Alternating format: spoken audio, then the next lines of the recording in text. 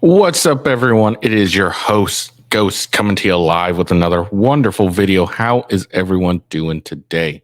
Doing well myself. This is my second recorded video that I'm doing. As you may know, I am busy this week, or on at least Thursday and Friday. And then I am also busy. Oh, whoops. And I am also going to be busy on Monday. So I'm just doing a couple recordings, gonna push them out so everyone can check it out. So this video is going to be for Friday, February 2nd. So that's when this one should be being released. I thought this was a later one that I was going to do, but whatever. I got the whatever. Anyways, this is the Tucker Carlson interview with Andrew Tate. So we're going to check this one out. I thought this one came after the Piers Morgan. It came before it, so yeah, messed up. Oh well, no big deal. Still a good conversation. I figured I wanted to do a reaction to, someone who is against Andrew Tate, which Piers Morgan definitely is, and someone who's, more on his side, which Tucker Carlson is definitely. A few housekeeping things. Make sure you follow me at @officialwghost. It's the best way to find me and see when I go live, etc., etc. Get my links and everything. Also, check out my my Rumble channel, wherever you're watching this from. Check out my Rumble channel, rumble.com/withghost.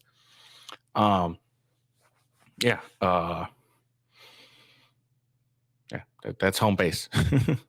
that's where the bastion of free speech is, Rumble. So check out my Rumble channel. My gaming channel on Rumble is /gamingwithghost. Twitter, twitch.tv @officialwithghost, and then my youtube.com/ I don't know, with ghost maybe, but just follow me on Twitter or X, however you want to call it, and that's your best bet to find me. All right, anyways, let's get into this. We're going to check out the interview between these two gentlemen.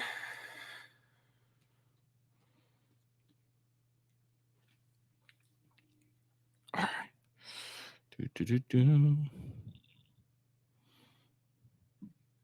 And this interview is on Andrew's channel, Tate Speech by Andrew Tate. So just so if you want to watch a full interview, check it out without me, talking all the time. You see this black box right here? Well, I'm going to show you something right now. Some people are concerned that they might have to go. This food lasts for 25 years and tastes great. This is 4 Patriots' best-selling. So what are you charged with? That's a really good question. I'm charged with being the head of an organized criminal group, which is in charge of recruiting girls to make TikTok videos to steal the money from the TikTok views. Recruiting girls to make TikTok videos and stealing the money. So it's really a financial crime? It looks that way. And it's very interesting because the girls who they've identified to add to the file are saying that we're not victims of anything and this isn't true. But the state believes it's true. And the state thinks that I, as a 35-year-old man, woke up. I was already extremely financially successful. I was already a father. I was already very well known. I had no financial motivation. I have no criminal record. It's not my personality profile, but I woke up at the age of 35 and decided to make girls do TikTok to enrich myself with the pennies that I would earn from TikTok views.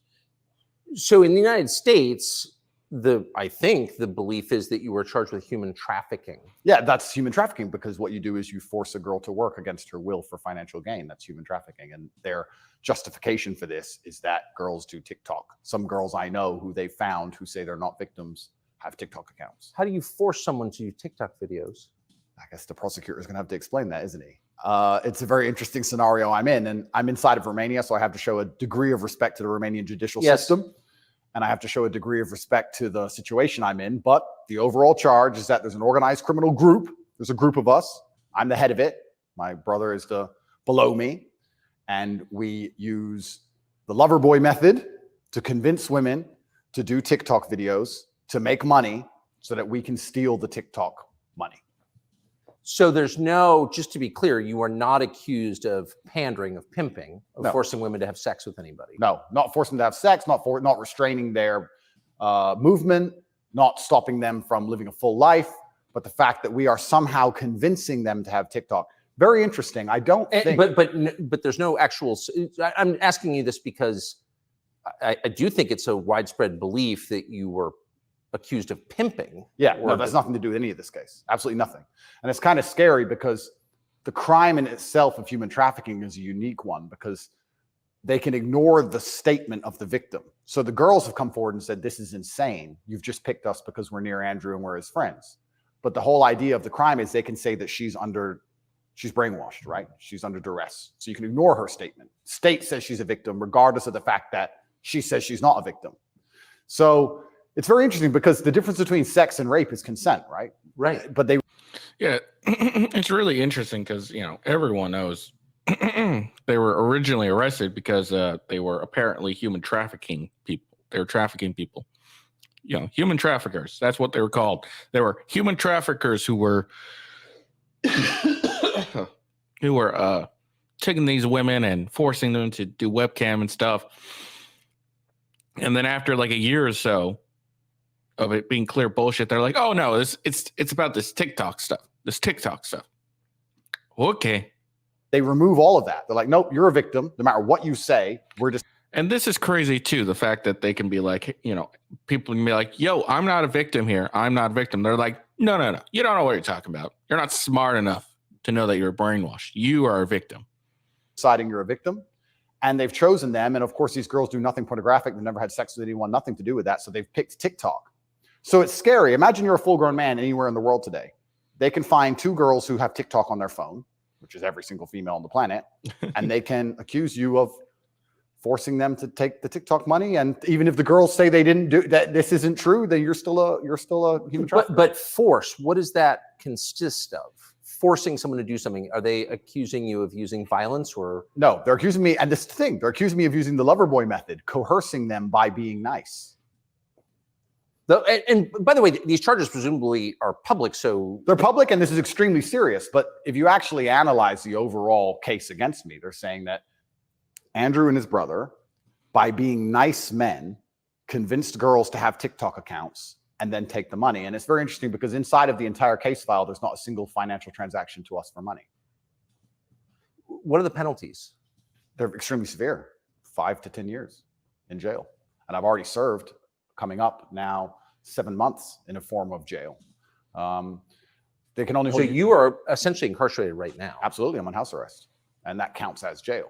You can only be held 6 months without charge. I was initially picked up, thrown in a cell without charge, and I think the intention of the entire investigation at that point was to find the crime because they had very, very weak evidence. They contacted 2,000 people who know me or knew me. They tried very hard to convince some female somewhere to come forward and say something bad about me. The media machine, which works hands in hands with the justice machine, as you know very well, did exactly that. In fact, they offered bribes effectively. They'd call up ex-girlfriends and say, if you have anything bad to say about Andrew, we can pay you $50,000 for the story. And they tried very hard. They didn't find any evidence of anything. They then released me on house arrest. And then 2 days before the legal limit in which they had to drop everything, they charged me with whatever they had from the beginning, which is very little. And now we have to wait for the Romanian judicial system to analyze the file and, God willing, throw it away. How long did you spend in jail? I was in jail for 92 days in a Romanian jail cell. What was that like? It was certainly interesting experience. I won't lie. I mean, I've heard this a dozen times, but I just can't imagine being held in jail for, basically 6 months waiting to be charged. It's just ridiculous to me. And say it was easy. It was certainly very difficult. The uncertainty of it. It's a very uncertain situation to be picked up on just before New Year's Eve and thrown in a cell without charge. And I'm asking different prison guards and different prisoners, how long am I going to be here? One prisoner was like, I've been here 2 years. I was like, have you been charged? He goes, yeah, but I haven't gone to court yet. Like, everyone's been there for years. I thought I was going to be there for years. And it certainly takes a mental toll on you. And I think jail is a different experience when you know you're innocent. There was a guy in there for murder. He's like, yeah, I murdered someone, I'm in jail. You can your soul and your mind can accept the punishment for a crime. But when you've actually done nothing wrong, I think jail is a lot harder. Did you know why you were there? Not initially. So for about the first 2 weeks, I never actually got told in English what I was accused of, because I was arrested on December 29th. There's New Year's. What were the circumstances of that? Yeah, December 29th, 5 a.m., the armed guards ran in this house. They spent all day searching the entire house. They're very interested in electronics, as most federal agencies are. And then they took me that evening and said, we're going to go and put you in jail for 24 hours. And after 24 hours, you see a judge, and the judge will decide if you stay in jail. And the judge decided I should stay in jail. What did you do? I mean, who'd you call? I had a lawyer, and my lawyer came and he said, we need to analyze the case file. We need to see what they have against you. You're being accused of human trafficking. It's like, human trafficking? That's insane. Who? When? What? I went to jail, and then I was given all this paper in Romanian. I don't speak Romanian, although I live here. And then I was waiting for the translation. So I think it's about 2 weeks before I finally got the papers in English to understand why I was in a jail cell. And then I really understood how insane the accusations were. What is human trafficking? Yeah, so the overall, my understanding of it, they're saying that human trafficking is when you convince a woman to do something she doesn't want to do for financial gain. And there's different methods you can do that. You can do that through force, and you can also do that through emotional coercion. I think most people, just speaking from the American perspective, most people believe that human trafficking is effectively slavery, selling human beings. That's what I believe as well. Absolutely. And this is the thing that's so interesting. When you finally end up the enemy of the matrix, and they use the legal system as a weapon to punish you for having an opinion, you realize how subjective the law is, right? Because it can be a weapon. When you have something subjective, you can just pick and choose. So if they sit and say, human trafficking is a woman doing something for financial gain against her will via emotional coercion. Well, he knows these two girls, they have TikTok accounts. Emotional coercion? Convincing her. That's what I'm accused of, because they have no proof of me doing anything wrong. So they said, he's convinced these girls to do TikTok for money. The girls have said this is not true. And the state is denying their statement, saying, no, you're brainwashed. It is true. And I went to jail. So how is the state, so the state is trying to coerce the women. So how is the state not committing human trafficking by the same definition? Well, absolutely. It's very interesting. It's very interesting that you can sit someone down and tell them they're a victim when they say they're not a victim. You're a victim of being coerced, and we're going to try to coerce you into conceding you were coerced. Exactly. It's a very interesting scenario. And okay. Yeah. And it's a very interesting scenario. And it's up until this point, no judge has looked at the evidence of the case. So up until this point, I've been to court a bunch of times. But the only reason I was in court was to discuss my preventative detention. So under Romanian law, if you being free can impede the investigation, you should stay in jail. So the judge agreed that, yeah, maybe if he's free, he can damage this investigation, because they're trying very hard to get something on this guy. So I've done a bunch of jail time. And now it just begins. The judge is going to look at the case. And like I said, God willing, I still have enough faith in the Romanian judicial system that she's going to look at this and go, this is not a crime. Or you're aware of the media coverage of this, however. So you're in jail for 90 days or more, and the rest of the world is talking about you. Do you know what they're saying? They're saying very heinous things. And I would hate to come across as a conspiracy theorist, Tucker, but I kind of have a feeling that this might be something to do with my influence and an attempt to slander my name. Perhaps I'm crazy. But the fact that they chose such a heinous crime, and they reported it so heavily, and they won't shut up and keep repeating basically a slander attack day after day after day. Also considering the fact that other people who genuinely commit heinous crimes have far more favorable press coverage. But I don't want you to think I'm a conspiracy theorist. Please, Tucker, I would hate for you to come here and call me crazy. Yeah. But something very strange about it. And I think when Jeffrey Epstein's friends call you immoral? The goal of it is certainly to slander my name, and I like to see it as a litmus test. I like to see it as an intelligence test. Anybody who wakes up and looks at me and goes, "He's a human trafficker because of TikTok," they're fully gone. So, but from the way, it just doesn't make any sense at all. It's like, because of TikTok, he's a human trafficker. It just doesn't make any logical sense. It just, the fact that he still has these charges just blows my mind. defend the average news consumer in the West. Sure. Andrew Tate, kind of an outlaw, Yeah. lives in some palace in Romania, Yep. wherever that is. Yep. And Romania sounds like the kind of place where human trafficking is like the main industry. A lot of it happens here. That's what's so crazy about it, right? What's so crazy is if they really wanted to find a human trafficker, I think they could probably do it quite easily. But they managed to get me. That's certainly the perception. But it's one of those charges that kind of sells itself. Oh, absolutely. And it doesn't matter if you're found guilty or not, right? You're a human trafficker forever. And but I do think that public consciousness is changing. I think with things like there's been some very large court cases recently involving some very famous people in which women were caught lying, trying to slander men's names for rape and these kinds of things. And I don't think people believe it anymore. But that scares me to a degree, because I think that the typical weapon, the standardized playbook, is now failing. And I don't know what the new playbook's going to be. It's almost like better the devil you know. That you're too famous, you're too successful, we don't like you. Call him a rapist or a human trafficker, put him all over the news, slander his name, try and wreck his life.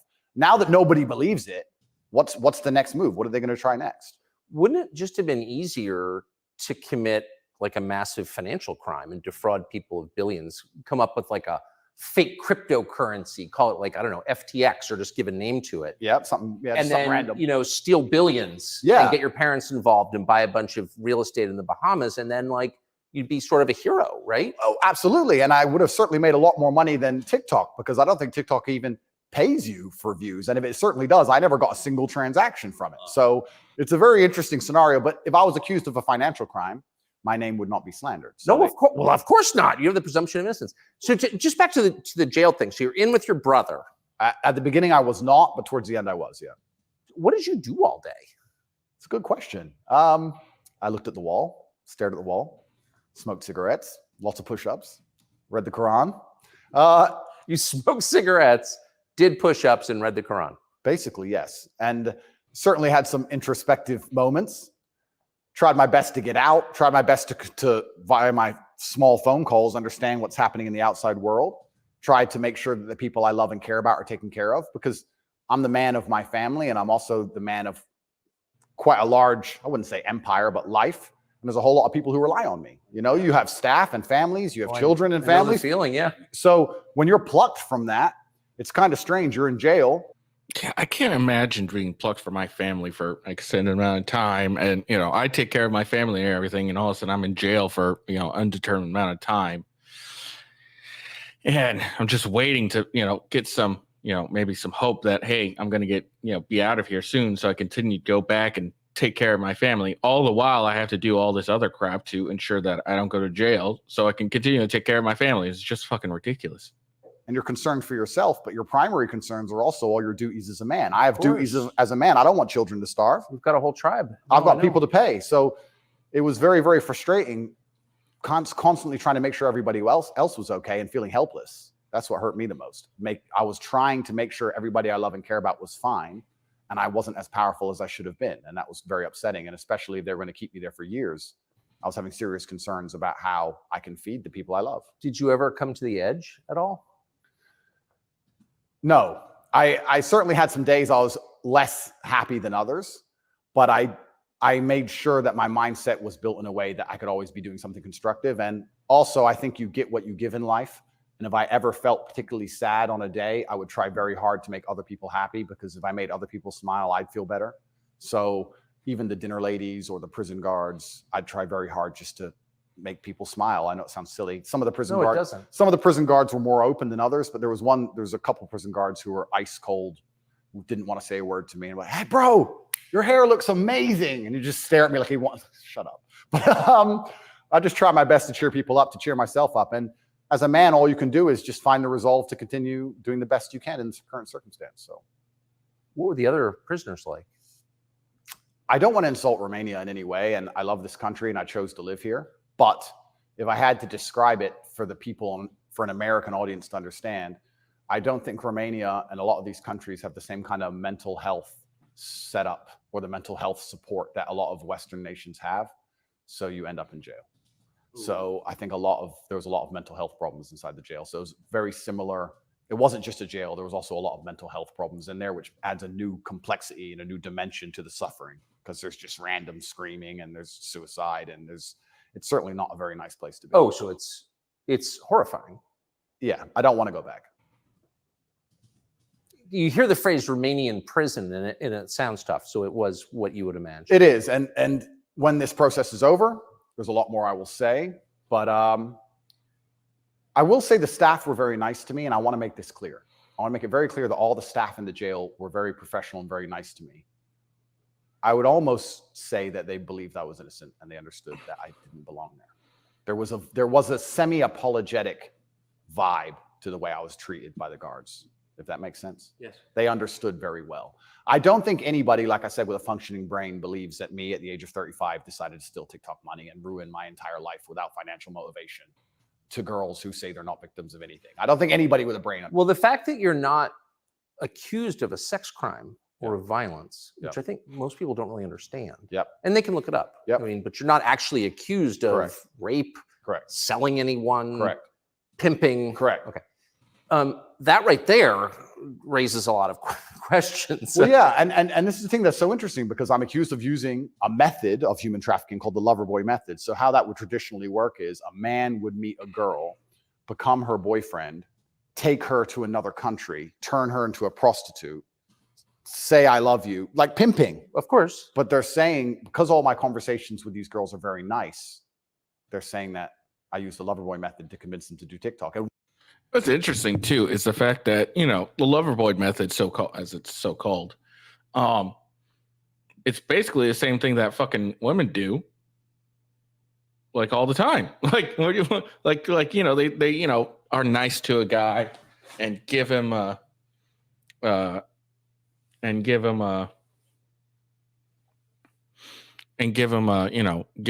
sense that, something could be more, and I'll touch your dick if you take me on a couple of dates, and then go on and on and on until the guy finally wises up. But no women ever gets charged with stuff like this. Women manipulate men on a far grander scale. And this Loverboy method is being nice and then convincing a woman, hey, we could make a lot of money if you do this. If you'd like to, I'll manage it for you and I'll take care of everything. All you got to do is do the videos and I'll give you a portion of it.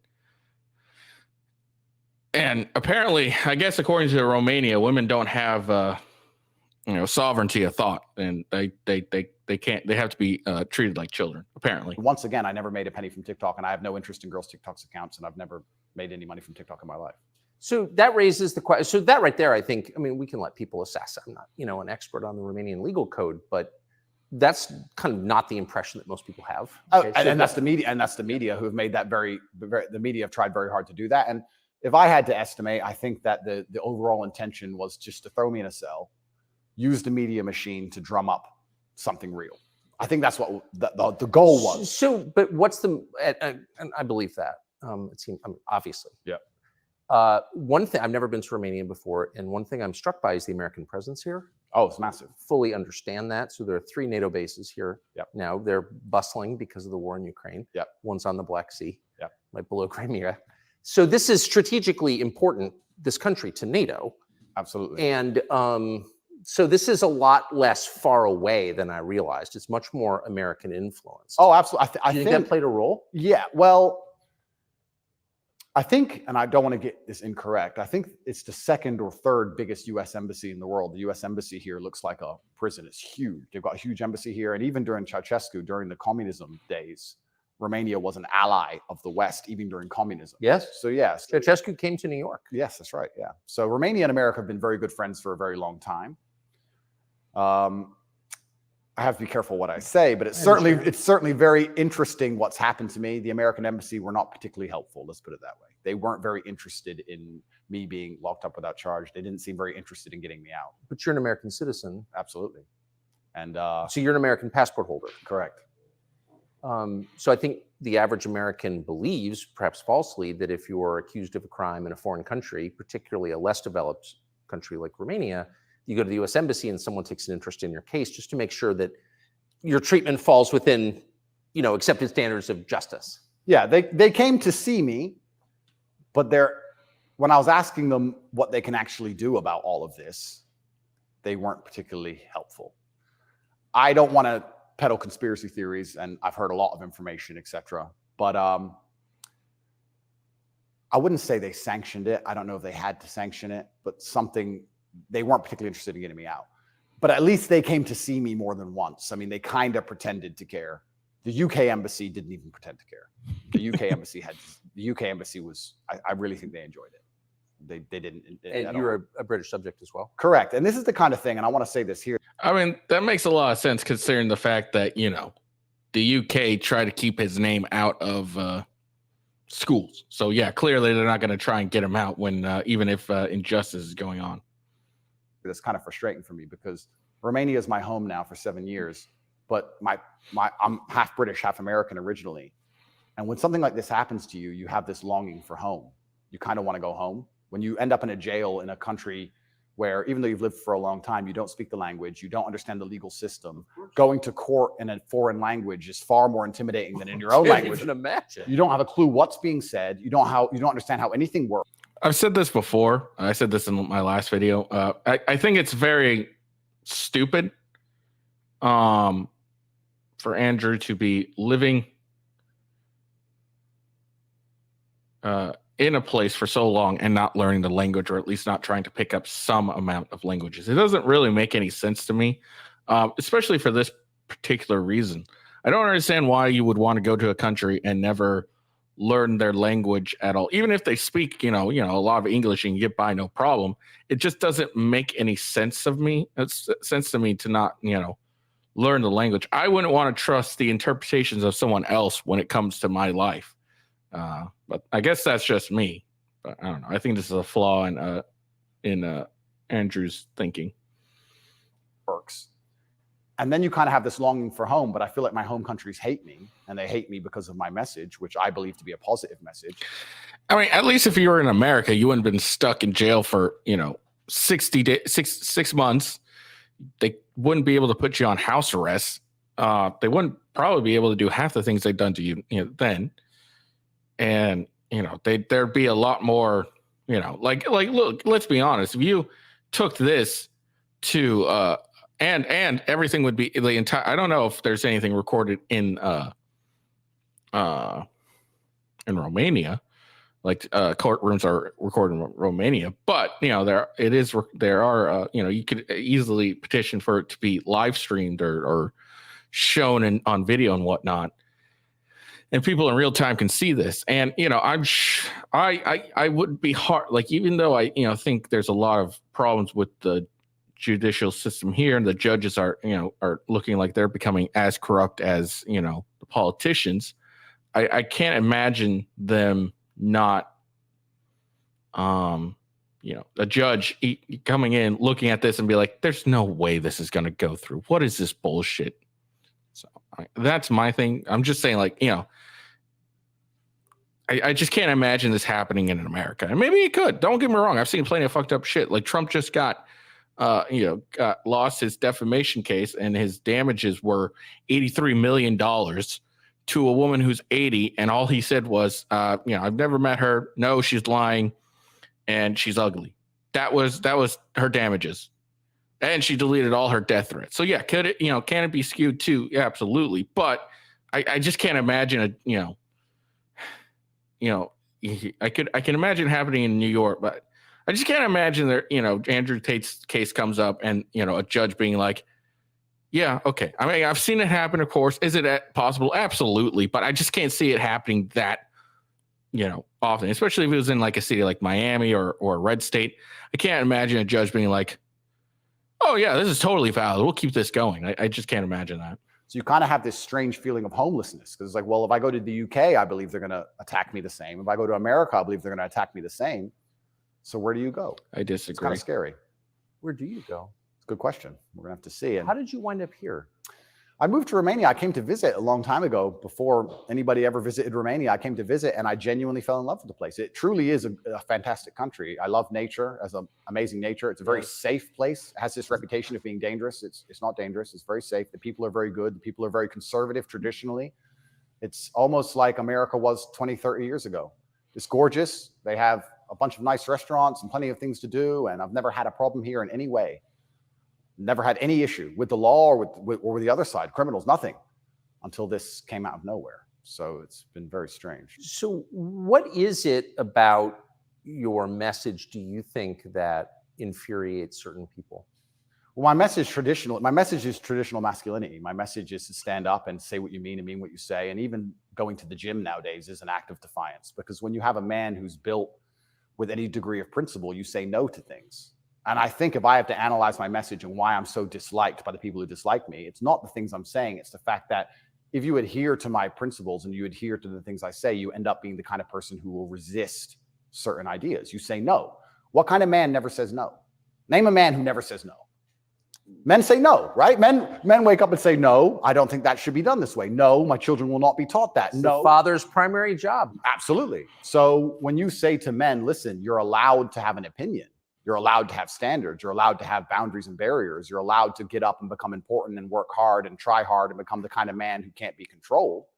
Then you're seen as an enemy. And I, especially with the massive influence I've gained, I think they look at me and go, he's helping men resist the slave programming. We don't need him around.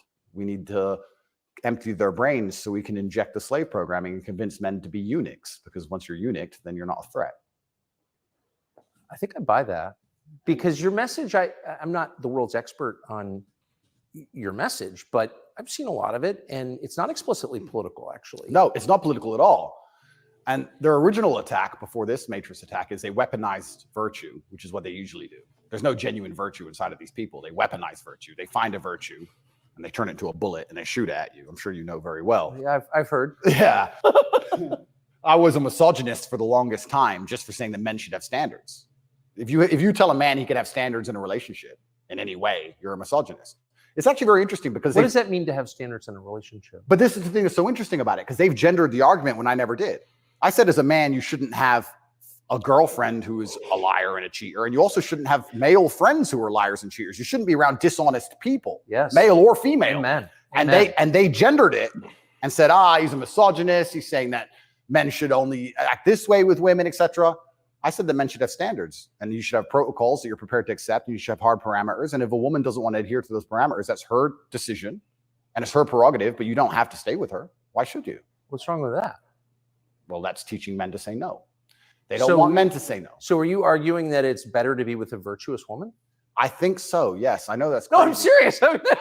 That is just crazy. How dare you want to be with a virtuous woman that hasn't been ran through by 1,100 fucking people? Damn, Tucker, I don't want to. That seems like good advice. I don't want to come across as extreme, but yes, I am. And what's actually funny is I really believe most of the things I'm saying were accepted by absolutely everybody 15 years ago, 10 years ago.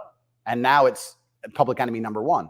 And it's because of the mass influence I have. At one point, I became the most Googled man on earth. At one point. And it's a scary situation I'm in. But if you're arguing that it's really important for a man to find a good woman, a decent woman, an honest woman, that's the truest thing that's ever been said. I Absolutely. mean, that's the most important thing any man can do. I mean, I can just tell you firsthand. Oh, thank you very much. Married 32 years. That's the most important thing. And you think saying that angered people? Absolutely, because I'm arguing the only way to do that is via masculine excellence. I'm saying in the world we live in today, it's hyper competitive. And if you want to be the kind of man that has the choice of women to choose a good one, you need to be an excellent man. It's no longer acceptable for you to just be an average Joe or below average. You have to get up and you have to work hard and you have to be smart and interesting and you have to be charismatic and make some money and be in good shape and you have to try very hard. And unfortunately for them, if you follow that path as a man and you become successful in those realms, you end up being the kind of person who resists enslavement. You become the kind of person who wakes up and says, no, I don't believe in that. That doesn't make sense to me. I can't imagine a better message than that. If you want a good society. So then you have to argue and sit and say, do these people want a happy, functioning society or do they want something else? What do you think? I think that I would never kill myself. And I also... Just throwing that out there. And I also think that when you When you want to conquer a society, you kill the military-age males. That's what you do. That's the first thing they've ever done. They walk in and all the men have to have their throats cut. They can't perhaps do that, but they can certainly cut your balls off. And then you can't resist. And I think there's certainly a movement to ensure that there's very little resistance left inside of the number one demographic, which is required to resist oppression, which are military-age males. And they don't want those kind of people waking up with any kind of self-respect or standards, or to say, no, I don't accept this. I do not need a 9th injection. They don't want that. They want you to sit and say, I don't need it, but the news said so, so oh well. So in the one interview that you and I did, you had a line that I've been thinking about ever since. I thought it was so interesting. I never thought of it before. You said that a lot of people went along with the vax, and that you didn't judge them because facts change. But now that we know that a lot of what we were told was wrong and some of it was a lie, it is a requirement of your own dignity, of your own self-respect to say so. Completely. And people should apologize. I really do believe. And I have nothing against the people who fell for the propaganda, fell for the programming, and took the vaccine. Yes, I agree. Fine. But you should wake up and say, I was fooled. I've learned my lesson. I will not be fooled again. But if you were fooled by the MSM and took the injection and you continue to be fooled and you've not self-reflected and you've not realized that they lied to you the entire way and you now believe the new bunch of lies that are all over the television, then there's something wrong with you. Or you don't care that you were lied to. You don't care that you were lied to, because I think a lot of this is actually genuinely cowardice. I think it's a very easy worldview. The life is easier if you accept the news tells the truth. Yes. Everything they want me to believe is true. Everything's nice and simple. Good guys, bad guys, doop-de-doop-de-doo. And if you want to actually wake up, it takes a degree of bravery, because then you have to destroy your entire worldview, everything you've ever understood and everything you're told. And you have to really look at the world and go, oh, this is a mess. And that takes bravery. And once again, that's why they don't want men to be brave. They want you to sit there and go, oh, it's easier if just, CNN said, so it must be true. And it's cowardice. And they're trying to instill cowardice in all of us. That's what they're trying very hard to do. And I think even just me as a person, the people who hate me, my detractors who dislike me so much, even if I say nothing, I just turn up, big, bald, strong, fast car.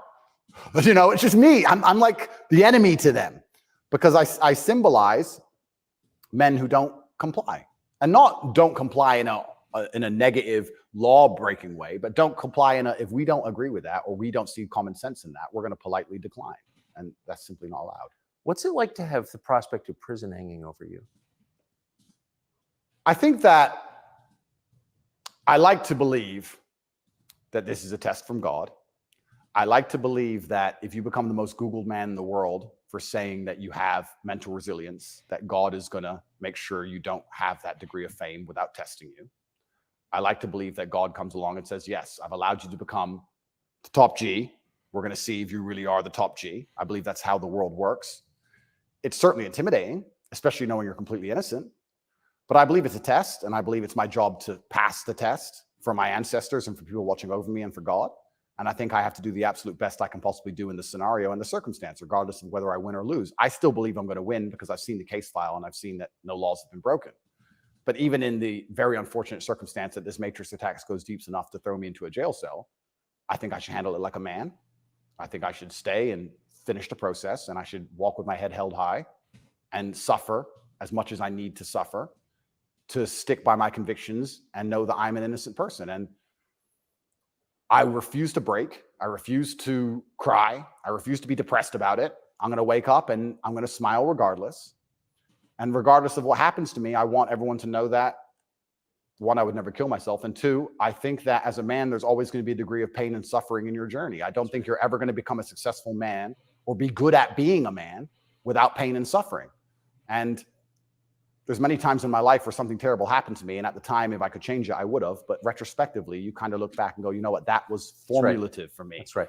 That is what God decided I needed to become who I became.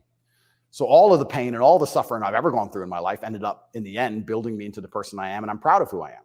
So if God decides I need to go back to a Romanian dungeon for however many days, then all I can do is accept it and accept his plan and accept that it's going to make me a better person. And so you see the hand of God in your life? Absolutely. I think that he is the best of planners. And like I said, if you retrospectively analyze all the times in life you wish you could have changed things, yes, he knew better. and I'm going to have to accept that. When did you conclude that?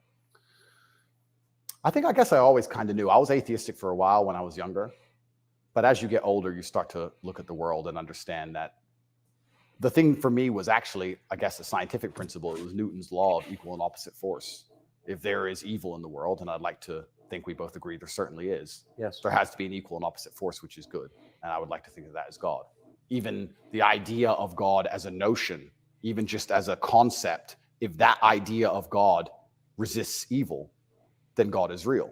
If you have two islands, you have two people, let's say a ship crashes, and you have two people who swim to two different islands, and one island they're atheists, savages, and they rip you apart. And the other island, you get there and they believe in God and they believe they're not allowed to kill you. Even just their idea of God saved your life. So I think even just the concept of God in and of itself, if enough people believe it and it makes them do good, then God must be true. And that's the equal and opposite force to the evil of the world. And this is how I view it. So I don't see how anybody with a conscience cannot believe in God anymore. That's such a profoundly different worldview from the one that we're presented with, I think. Yeah. That, do you think that's maybe the division in the West between people who see those forces at work and those who don't? I think the West is actually split between people who think and people who don't think at all. I think the people, there's no such thing as these two opposing worldviews. I think people believe there's worldview A and worldview B. I disagree with that. I think there's worldview A, the good guys, which are primarily people who do believe in God, do have parameters, do believe in standards, do believe in self-respect, do know how to say no. And there's worldview B, which changes day by day, based on what they're told, which means they have no real worldview at all. They just repeat. And they have no standards and they have no parameters. There's nothing you can tell them that will make them wake up and go, that's wrong, because they have no inherent morality. So you can say bestiality is accepted and encouraged now. It's good for you because for climate change. And they'll sit there and go, oh, for climate change, oh, well, off we go. And they'll just do it. So I think you have a camp of people who think, and you have a camp of people who repeat. And I don't think there's actually the opposing side to the good. I don't think function as a thinking populace at all. I think they simply repeat. It feels like the conflict between those two groups is getting more intense. It's certainly getting more intense. And it was interesting for me because, and I want to be an optimist, but I lost so much faith in humanity during COVID. If you would have told me how COVID would have gone down before COVID, I'd say no way. I'm the same way. I would never have believed so many people would give up so much of their freedom over such bullshit. A virus doesn't kill the young, harms the old, and every young person should be afraid. We should go and hide. We should allow, be forced, we should be okay with being forced to wear masks, get a vaccine that doesn't actually work, and watch the vaccine definition. The definition of vaccine be changed and still be okay with it. It is mind-blowing when you think back about it. And I would hope if something like this happened again, we learned our lesson, be smart enough, but I have no faith in the American people to actually do something like that. And even another possibility is something actually serious does come along and people don't believe the government because of COVID. It's like it's a double-edged sword here. We're not that bad. I thought the people aren't that dumb. But when I experienced COVID, it's actually scary. You see how the Nazis managed to do what they did. You see how they managed to put people in concentration camps. You see it. And I had a very unique view of COVID because in the first days of COVID, when people were falling over in China and the Italian hospitals were overrun, at the height of the panic, when most people believed, because it was the very beginning, early stages, my brother and I had a very logical conversation and said, we're two military-aged men in very good physical condition. If we die of this, the world's over. If it can kill us, it's zombie apocalypse. So why are we going to live in fear? So we found the only two countries that were open, which were Sweden and Belarus. We had just been to Belarus. This is before the Ukraine war. We'd just been there. We decided to try Sweden. So for the first 3 months of COVID, during the height of lockdowns, when Florida was closed, when it was absolute, I remember. Yeah, when it was the craziest lockdowns globally, me and Tristan are in Sweden in absolute freedom. They had no restrictions, no masks, no vaccine passports, no social distancing, nightclubs are full, restaurants are open, perfectly complete normal society. Nobody talks about this anymore. Nobody talks about, wait, Sweden never did a thing. Everything functioned perfectly fine the entire time. And they don't have it. Where's their where's their illness of their winter of severe illness and death? Yes. They never had one. It's a cold country, never had one. So we were living in Sweden, living completely normal lives, seeing the internet and seeing this insanity. And we're like, well, surely if we just put up a few videos of us partying in Sweden in nightclubs, this will wake people up. People ignored their own eyes. That's the scariest thing about everything, is that they can get to a level where, with the media machine, where people will genuinely ignore their own eyes. I don't understand how you can get people so brainwashed that they will see that the sky is blue, and then they'll watch that the sky is green, and then they'll look at it again and go, the sky's green. It's crazy to me, but COVID proves they can do that. And that's why the war is getting so intense, because the principled people are saying, how can you still believe in the things that you're saying? Here is all the logical, empirical evidence that that is a lie. But these people are ideologically brainwashed, and they don't want to take enough. They don't have the bravery it takes to wake up and accept that they're being lied to. So they'd rather just, to the end of time, repeat what they're told. And it becomes more and more intense as it becomes more and more ridiculous. That's so scary. As it becomes more and more ridiculous, the more intense both sides get. Yes. Right? So what the future holds, I'm not entirely sure. But I like to believe, even my current charges, I found solace when I was in jail, that the thinking people are looking at this going, something about this doesn't seem right. Well, I mean, it is a little bracing. I mean, when I discovered, I was sympathetic to you already, but a man's accused of human trafficking. It's worth finding out what he's accused of. And when I discovered that there was no actual human trafficking charge, that's not actually human trafficking. I don't care what you call it. Yep. You weren't buying it, even accused of buying and selling anyone. Then the next conclusion you inevitably reach is, they don't like the guy. They don't like his views. It's fine. They're going to send him to jail for that. Yeah. That does seem like an escalation.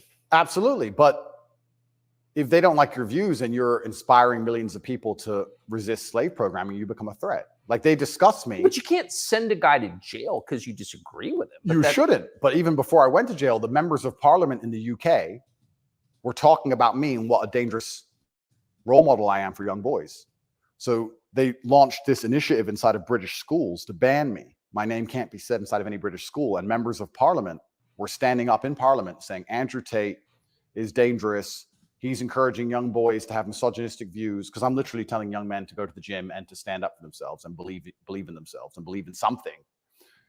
And by extension, you look at some of the sexual education books these children are being given, which I believe at age 9, I don't think a child needs to learn about anal sex or any of these things. Probably not. Yeah, probably not. So they're pushing that to the children, but I'm banned. Well, they're also pushing weed and... That's another thing that doesn't make sense. So being told, hey, go to the gym, respect women, and be such a superior individual that the woman you are with does not have to work if she chooses not to. That's bad. But hey, cut your dick off. That will have lasting consequences to the point you'll regret it and probably end up ending your life because you can't go back and you've been sold a lie. That's okay. But Andrew Tate's bad. It just makes no sense at all. Like, this is why I'm not letting my kids go to fucking public school. Video games on boys. Oh, completely. And you can listen to rap music about killing people all day long. And there's a whole, and Lil Nas, he can have sex with the devil in his music videos. That's fine. But I'm dangerous for saying go to the gym. And once I realized what was scary to me is, I said this to my brother. I said, once the parliament's discussing you, you're basically considered a national security threat at this point. You're a threat to national security at that level. And then all bets are off. Right? What about the UK? So the UK has become more authoritarian than anywhere in the Persian Gulf. Correct. How did that happen? Yeah. And it's, like I said, it's very interesting because the people in Camp B who don't think, a lot of them believe that the law is fair. I've had people say to me, oh yeah, what they're doing to you is garbage. Well, you need a lawyer. So yeah, I do need a lawyer, and I do have a lawyer. Thank you. But it's not that simple, unfortunately. The law is very subjective.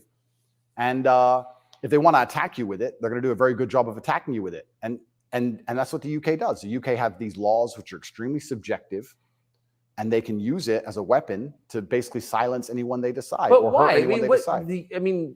England is the birthplace of free speech, of Completely. habeas corpus, of kind of framework of liberal democracy that we thought we believed in. Yep. And now it's a country where people are arrested for praying. Well, what happened? Good question. And there's a saying that I heard, and I don't know who said it, but he said that a sick country adopts laws like a dying man will try medicine. And I think that the UK is failing in real time. If you look at it in any metric, whether it's living standards, whether it's crime rate, any metric you can measure the success of a country by, it's fallen off the cliff. It's becoming more and more expensive to live there. The education system's gone down the pan. London is the stabbing capital of the world. You're not safe to leave your house.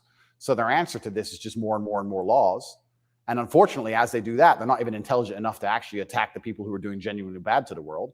They just make more and more authoritarian laws, and they end up using them to attack the people that the government doesn't like. And I ended up being one of them. And I think Europe in general has problems. If you look at France as we speak, I think it's on fire, isn't it? Most of it? It is. Yeah. So they have issues, and their answer, what's a government's solution to anything? Law. What can a government do? No matter what. But they're not laws that are aimed at fixing the problem that's right in front of them. They're laws aimed at fixing the person who's talking about the problem. So why don't you get rid of the guy who tells everybody? Isn't that easier, Tucker? Why fix any of this? If we just shut him up, they won't know. No, but that's like responding to a heat wave by breaking your thermometer. Completely right. That's the plan. It's insane. Plan one is to break the thermometer. We might deal with the heat wave a bit later. But get air conditioning. No, let's break the thermometer. For now, there's too many people talking about the heat wave. So let's just break that. And then later on, maybe when we have time, we'll do something about the actual issue. It does seem like a lot of this is an effort not to talk about the real thing in Europe anyway, which is migration. Yep. And the UK, formerly known as England, and France have both been completely changed by people from other countries. Yep. And I'm sure have added good things too. I mean, I'm not, but they've changed them. And in general, they're not better countries. And like, why can't anyone admit that? But this is what's really interesting to me about what's happening, because we're talking about masculinity and men who say no and men who stand up. But there has to be balance, right? Yeah. Everywhere in the world, there has to be power balances. If there's not a balance in power, there's going to be a vacuum, and that's going to be filled. If you neuter the native population of men, if you destroy their mentality to resist, if you tell them that every single thing about them masculine is wrong, and you basically feminize and unicate them, turn them into eunuchs, and then you import high testosterone men from the third world who don't believe any of this garbage, who grew up in a society where they understand the only way to succeed is to be a fearsome predator to a degree. What do you think is going to happen?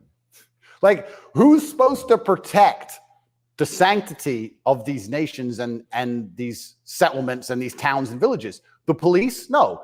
In general, I would argue that it's the masculine essence that can be detected by the people who arrive. I guarantee if you were to put a bunch of these migrants in Sarajevo or Moscow, they'd behave themselves.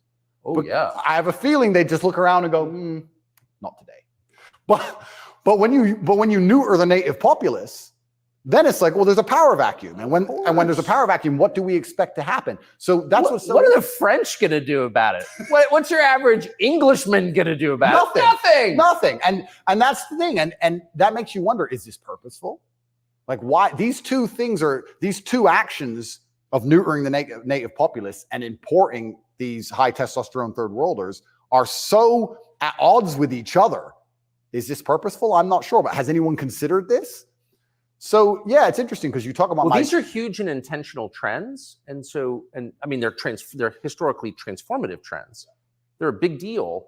So they're probably not happening by accident, right? There's got to be some intent. How could there not be? That's right. And how do they expect all of this to end? And this is exactly what's happening with migration. The problem with migration specifically is that there's no native masculine populace to enforce any degree of culture or boundary or parameter. And like I said, I would argue the point, and I've been to Sarajevo and I've been to Moscow. I've been to these places and I've seen there's a whole bunch of migration and everybody seems to just behave a little bit differently. And I think that's because people understand that men live here.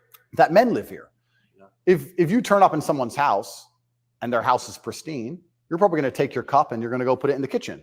But if you turn up in somebody's house and it's a fucking mess and nobody respects the house and nobody cares, and the man is drugged out of his mind, half asleep on the couch, what are you going to do with your cup? You're going to leave it there. You don't give a shit.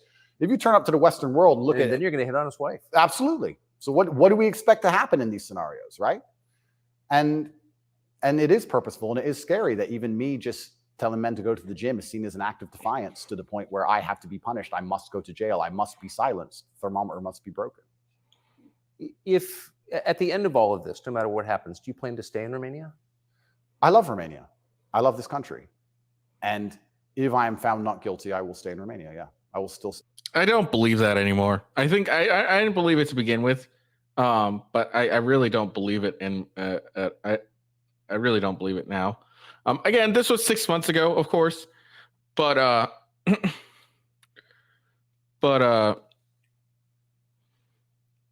yeah, this was 6 months ago. But like especially after the whole them being denied the ability to go and see their mother while she's in surgery and possibly on her deathbed, and then not only that, while they were doing the Christmas stream, Romanian police showed up to their place. Yeah, I don't believe they're staying in Romania. I think they're saying that just be nice, because they're still saying it now. But I don't believe. I think the second they're cleared of all charges, they're moving to like Dubai or something. Stay here. I don't believe in running away. I also believe, and perhaps this is. Yeah, I didn't even want to ask you that because you've got a legal case pending. But I mean, presumably you're rich enough to run away when you haven't. Correct. I'm not going anywhere. I think if I was anywhere in the Western world, this would have happened to me. I don't think this is Romania's fault. Let's put it that way. I don't think this is Romania's fault. I think if I resided in Switzerland or France or Italy, the same thing would happen. From knowing what I know, I think it was going to happen to me regardless. And I think I do have a large amount of sympathy, especially amongst the Romanian population. I get thousands of messages a day from Romanians apologizing to me. I think the people here actually like me. My waiter at lunch yesterday is one of them. He wanted you to know, yeah. Oh, amazing. This is what I mean. Everyone understands what's happening. My problem is not with Romania. I don't hold any personal grudges against Romania. I think that this Matrix attack was going to come to me. Basically. What is the Matrix? Good question. I guess some Americans call it the deep state, but I like to look at it in a more global way. When I say the Matrix, I think there are certain agendas which are being pushed. I think the media machine and the judicial systems of the world work together hand in hand. I think the goal is to control people's minds to a point where they don't discuss anything that's important. The reason I use The Matrix is because I've watched that movie a few times and it has so many similarities to the. Have you seen the movie? No. You've never seen the movie The Matrix? No, I don't watch any movie. Tucker. I don't want to talk about it on camera. No, I'm very dyslexic and it's hard for me to watch video. Got it. Honestly. Understood. But there's so many similarities, and the basic premise is that humans' minds are controlled and put inside of a false reality so that their body heat can be manifested for the machines.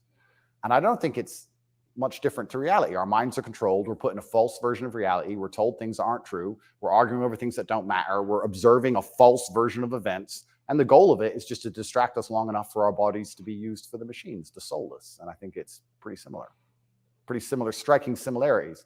And even then, there's a bunch of other similarities which are difficult for me to explain. You haven't watched the movie, but there are agents inside of the Matrix. And the idea of the agent, the purpose of the agent is to make sure that nobody understands how the Matrix really works and to wake anybody's mind up. They want to keep you asleep. And any person can become an agent at any time. If they're not unplugged, if their mind is not free, they can become an agent, and their job is to keep you asleep. And you see agents all the time. COVID awoken me to agents. When I would sit and talk to somebody and they seemed perfectly rational and normal until I mentioned COVID, and then they'd fully change. No, it's dangerous. No, what do you mean? What do you mean? Are you crazy? This is the same with Trump too. No, he's crazy. He's horrible. Are you insane? My grandma got sick. And they became an agent instantly and started repeating the news to me. And I was like, your grandma got sick. How old is she? 97? Interesting. Oh, I better lock myself in my house then. Dumbass. So agents exist and the Matrix exists. And I think most people's version of the world is a false one. The idea and the world that most people have in their mind and how society functions and how all these things function, I genuinely believe is completely false. I think they've all been lied to. I don't think anybody understands how any of the world works. And I try and use some very simple analogies to wake people up. I said to one of my friends once, I said, if me and you could play video games for $10,000 and you could cheat. Would you cheat? He goes, well, no. I was like, if I was whooping your ass and it was 10 grand a game and you could cheat, would you cheat? He goes, yeah. I was like, all right, so you accept that people cheat to win in a video game for a menial amount of money. You think they're not going to cheat for something that matters? Yeah. I think they're not going to cheat for something important? You understand what I'm saying? Oh, yeah. Yeah. So how about to get the most important job in the world, President of the United States? I would never kill myself. I mean, people kill each other over insurance fraud. You don't think, right? Yeah. You know, so when you actually understand how the world really works, you know what was really interesting? I remember there was this big military coup in, was it Myanmar or Burma? One of these, there was a big military coup like a year ago or something. And nobody really cared. They mentioned it on the news a little bit. And I looked at it, I looked into it, and they were talking about how the two political parties were almost 50-50, and then in the 90s, something changed, and now one political party just smokes the other one, and the military took over to restore democracy and all this stuff. It was very interesting, the voting machines they used. Really interesting, something to look into. A lot of countries like that. Philip. Yeah, domain. Actually, domain. The voting machines, domain voting machines, whatever. It just came out that there was a guy who, in front of a judge, hacked the domain in voting machine in front of the judge and changed the votes. So, also true.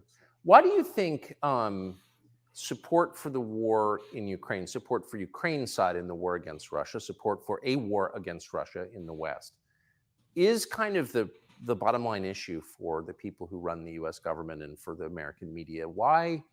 I mean, I guess you could argue about it, but there isn't an argument about it in the United States. There's a position, and anyone who doesn't hold it is attacked and punished. Why? Why is that so important? Well, the first thing I think we should all do is I think we should all give Putin credit for curing COVID. Right? Because when his invasion happened, COVID went away. So I thought about that. Think about it. It's almost to the day. So we have to give him some credit at least for doing that. He may be the bad guy of the world, but at least he cured COVID for everybody nearly instantly. Fair. Thank you, President Putin. Yeah, I, up until this point, never really commented too heavily on politics. Yes. But I understand very well, I like to believe what's happening with Ukraine and Russia. And what I will say to the people who are watching this at home is that if you are naive enough to believe that there are good guys and bad guys in wars, and it's as simple as good and bad, and that the bad guys are crazy, and the good guys want freedom, then you need to do a little bit more investigation into what's really happening. And when you look at the vested interest of any country or any person. Can I just ask you to pause and just comment? That's the truest thing, what you just said. That is and anyone who doesn't understand that should shut the fuck up. And I mean it. Having seen war, anyone who's telling you that it's Churchill versus Hitler is an idiot. Complete. Well, I'll give you an example. When my father was still alive, excuse me. Yeah, no, it's true. When my father was still alive, my father died 6 or 7 years ago. I was a lot younger. The war in Afghanistan was going on. He died 6 or 7 years ago. How old was he? 56. Oh gosh. Yeah, he died. But the war in Afghanistan was going on. And I remember asking my dad, saying, why do the Taliban even fight and resist the American war machine? They don't stand a chance. Like, why are these terrorists even fighting against the American war machine? And my dad said, they're fighting for their way of life. They want their wife and they want their children and they want their society and their language, and they don't want pride flags, and they don't want American bullshit, and they don't want to be told what to do. And they're fighting to be a culture and be a people which is independent in and of itself. Like, they're not the bad guys you think they are. They're people who are like, why are you here? What do you want? We don't agree with that. That's against our holy book. Yeah, look, you may disagree with the Taliban's ideology or something like that, or everything like that. You may disagree with them, but you got to admit that's a very true thing that Andrew just said, is these are average people who, you know, have their way of life. A bunch of strangers come in and try to take over. Of course, they're going to fight back. I mean, like, we don't believe in this. Most of our people don't believe in this. We're going to fight back. And it is what it is. And then what do? We end up going in there. We don't do anything. Don't make any real changes. Leave. And then, like, what was it? The Taliban or ISIS come back and take over what we just left. It was all pointless. Fuck off. Right? So even there's no such thing as good and bad in any war. And people. Who is your father? My father was a chess master. He worked for the CIA when he was a linguist for the CIA, and then he was American. He was discharged, and for a story I won't tell, but he was a chess master, and it's very interesting. I encourage people to look at his Twitter. He still has Twitter at Tate Terrific, and everything he was talking about 11 years ago is so important now. 11 years ago, no one cared about. We had the Donbass in 2014. People cared. Yes. People cared a bit, but he predicted the future. You want to see how chess players can see the future? Read his Twitter. Everything from LGBTQ, why they need your kids because they can't have their own, to the war that's coming and how Europe's going to have an energy crisis, to the letter. It's all on his Twitter. It's amazing to read. It's like you could tell the future. 10 years ago, no one talked about any of this stuff. Did he live in the U.S.? Yes. Yeah, he lived in America. Fascinating. It's pretty interesting how intelligent this guy was, that he was able to predict all this stuff. And hey, I mean, I don't know. Like, goddamn, dude. Props to you. He was able to predict everything and make it so and apparently it was so accurate. Even Andrew Tate talks about it now. It's kind of crazy. All right, I'm gonna start this going at this at 1.5 speed. I realized that this is a 2.5 hour interview, and I'm only like an hour in, and I don't really have so much time. I've recorded this for about an hour, so I'm gonna go notch it up to 1.5 speed. We still should be able to get everything good and going. Yeah, it's crazy. But he was telling me about a lot of this stuff even when I was a lot younger. And as we said, there's no good guys and bad guys. But when you have a vested interest in something, I think that people are relatively simple. You're talking about why the American government has such a vested interest in this war. Which is not good for America. Which is not good for America. So we can say it's for money or we can say it's for power. What else would it be for? Is it really for freedom and democracy? Well, I think that's already been destroyed by Zelensky, hasn't it? So yes. What is it for if it's not for money and power? And then you say, well, who's the money and the power going to? These are logical conversations. It's a very logical thought process. I agree. Wouldn't it be interesting to... Yeah, where's all this money going to? What is the purpose of us being in this war in the first place? It doesn't, like, there's nothing here in the Ukraine war that benefits the American people. Nothing at all. It's another Afghanistan, and Ukraine's losing it anyways. And just like now, I guess like a couple officials, like Ukraine officials, have been accused of stealing $40 million of war funds.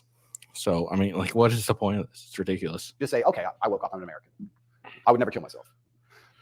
I woke up, I'm an American. Why does America care? Well, I guess it's for money or power. There's no other reason. Okay, well, America wants to be a rich, powerful country. That's fine. Is the money and power going to America, or is it going to a select few individuals? Are those select individuals interested in me and my life? Do they care about benefiting me? No. Do I need to support the power grab of these select few individuals? Is that going to be a smart move for me to make, for me to have the best possible human experience? But these are a very logical thought process. Yes. People don't seem to think anymore. They believe that there's a good guy and there's a bad guy, and one team's completely good and one team's completely bad. One team's crazy. They often use the word crazy because to be completely bad, you have to be crazy, right? So you're crazy. He's crazy, just for no reason. Reasonless. It's insanity. I don't know if you saw Lukashenko with the BBC. Did you ever see that interview? No. Oh, brother. Please watch it. The way he destroys the BBC. I thought I did the best job, but I take second place. Amazing. Amazing. But yeah, and you just have to be critically thinking. And then after you're critically thinking, you have to be brave enough. And this is the real pandemic of the world, is cowardice. You have to be brave enough to look around you and realize, everything was a trick. Everything was a lie. But why not be a coward? I mean, it's just a lot easier, right? Well, it used to be. This is the thing that's interesting. I would actually argue in the 1950s and 60s, if you were to agree with every single narrative and obey every single law and do exactly what you were supposed to do and pay your taxes, etc., you'd at least get a wife who respected you. You'd at least have children who could go to school without being indoctrinated to a degree. Yeah. You could have a nice house. You could have a pickup truck. You could have a pretty good life if you just followed the rules. Yes. I don't think that's true anymore. I think that if you are a man, especially, and this is what I talk about masculine issues. If you're a man who was born and you decide to do exactly as you're told, you're going to end up depressed, in debt, working a job that you hate, with a wife who doesn't respect you, with kids who don't listen to you, in a house you don't own, until she leaves you, and then you contemplate suicide a while, and maybe you might find some purpose towards the end, enough to survive and pay your taxes, and then you're gone. I don't think a man who just follows the programming is going to find any happiness, but they don't care. Why would they? They have no interest in masculine happiness. This is another thing that's very interesting. We talk about men's mental health all the time, especially in the UK. I'm not sure about America, but in the UK, they had this big drive for men's mental health, saying that men commit more suicides. A lot more. Because it's hard to be a man. We commit more suicides when we're depressed. We have all these mental health problems. I come along. I genuinely get thousands of emails a day saying I'm helping people with mental health. But no, can't help it the way Andrew wants. You can't tell them to go to the gym and stand up for themselves and have pride. What kind of man's going to have a solid mentality and not have mental health issues if he has no pride? It's part of being a man. Part of being a man is proud of yourself. If you wake up and you're not proud of who you are and how you look and the things you say, how are you ever going to have a solid mentality? So when I teach things that genuinely help men's mental health, that's outlawed. No, you're not allowed to do that. Instead, you have to take our version, which is to pretend to care about men's mental health, but not give a shit. Give them a life they know they're not going to enjoy, pay taxes, and die. And men are the backbone. Medicate them. And medicate them. Medicate them long enough to keep working. The same way as we medicate farm animals. Just a bunch of injections. Yeah, just keep them alive long enough to get the milk. Milk's gone. Chop the head off. Boom. They need to put you in prison. They're trying. Yeah. I can see why. They're trying. And it's scary. Yeah, man, Tucker's really funny. He's like making these jokes and stuff, and Tate's like, "You asshole," but he's having a good time. This is a far better interview than Pierce Morgan. They're getting along. They're having some fun. It's good to see. A lot of people, but then what do? Do I just shut up? No. You don't think so? No, you can't shut up. I mean, because in the end, your self-respect, your dignity is the only thing. That's right. And this is what people don't understand. People say, Andrew, why are you fighting this war? And they don't understand that war is certain. You either fight war against injustice, you fight war against the things you know that are wrong and you feel good inside of yourself, or you accept the slave programming and fight war with your own mind. You have to fight something. I can shut up and believe what I'm told in the news, but then why am I so unhappy all the time? Why am I depressed? Why does my life suck? Why does my woman ignore me? Why do my children not respect me? You're fighting a war, then you're fighting a war with your own mind. I'd rather have all of me on side and fight against what I know is genuinely evil. You can't escape the battle. The battle's here for all of us. So I've made my decision, and that's why I can't be quiet, because you just said I would lose my self-respect, I'd lose my dignity, and I don't think I can function that way as a man, and I don't think any man should be able to function without self-respect and dignity. The reason men died on the Titanic was for self-respect and dignity. They went into the icy cold water and died because they would feel honorless if they jumped on the boat and left the women to die. That's right. So when you have self-respect and dignity, you have a hard parameter, and you'll do things that which are deemed crazy or insane because you believe in them and you stick up for yourself, and that's why they don't want men to have self-respect and dignity. Rather be a free man in your grave. Absolutely. So I can't be quiet, and I'm going to say what I believe is true, and I genuinely believe I'm helping the world. I think that any young man who is a follower of mine, I will argue there's no influencer on the planet besides me who is genuinely benefiting their life. I know you're not big on the internet. I look at these other streamers, these other influencers. They play video games all day. They smoke weed on stream. They talk garbage. It's a bunch of drama back and forth like girls. I'm the only influencer or streamer who's genuinely talking about making money, because you need to have money to escape. All right. Also, fresh and fit. Just saying. Matrix is very hard to resist enslavement when you have to pay the bills. Getting physically strong, so strong body's a strong mind. Standing up for yourself, self-motivation, all these things. I'm talking about genuinely positive things. Very few people are. And I think that's an extremely important message that needs to be told. And I'm not going to stop doing it because I know I'm genuinely helping the world. And they're going to try and punish me for it for the rest of my life. I think this is just beginning. And I think when I beat this case, which I believe I will be, I think something else is going to come. And it's kind of scary because I am a little bit afraid and a little bit intimidated by the incompetence of my enemy, because their standardized playbook is now failing in real time. The standardized playbook is the media attack, the lie, and it's not working anymore. And it got me a little bit worried about what the next move is. You used to just be able to lie about a guy over the news and you win, right? But now it's like, shut up. So now what? I don't know. And that's what's kind of scary in my scenario, because nobody's going to believe any of the crap they print about me. Nobody believes it. Nobody believes it. Whenever I do an interview with the Matrix media, nobody believes it. They have to turn the comments off because everyone in the comments are just ripping them apart. Well, you do seem very sad on the verge of killing yourself, are you? Absolutely not. Really not. I never would. And that's what You said that. I have to keep saying it. I have to keep saying it because it's scary, right? But I believe you get 3 lives. I think they cancel you initially. And then when that fails, they try and put you in jail without a reason. And if that fails, there's only one option left after that. That's right. So I'm in a very scary scenario. But I guess the same as the men on the Titanic just couldn't get on the lifeboat. I just can't stop saying what I believe to be true. If a young man comes to me and says he's depressed, I'm going to tell him how to become a kind of man who's proud of himself. And if that makes him the kind of person that resists slave programming, I'm always going to be public enemy number 1. You've said depression isn't real, or it's not, as the way we describe depression isn't accurate. What do you think of depression? When I say depression isn't real, that really upset the world, especially liberals, because they all do medication, right? When I say depression isn't real, I'm saying that because I don't believe in things that can take away power from me. If I believed in depression, I would have been depressed in jail. But I can't be depressed if I don't believe in it. If you don't believe in ghosts, how can you be haunted? You have 2 people in a haunted house. One believes in ghosts, one doesn't. There's a knock in the night. One wakes up, calls an exorcist, is terrified, looks for a ghost. The other guy doesn't believe in ghosts. Knock in the night, goes back to sleep. It's the belief in the ghost that gives it the power. If I don't believe in depression, I believe in feeling depressed. Sure, we're humans, we have emotions. Sometimes we feel depressed, sometimes we feel happy.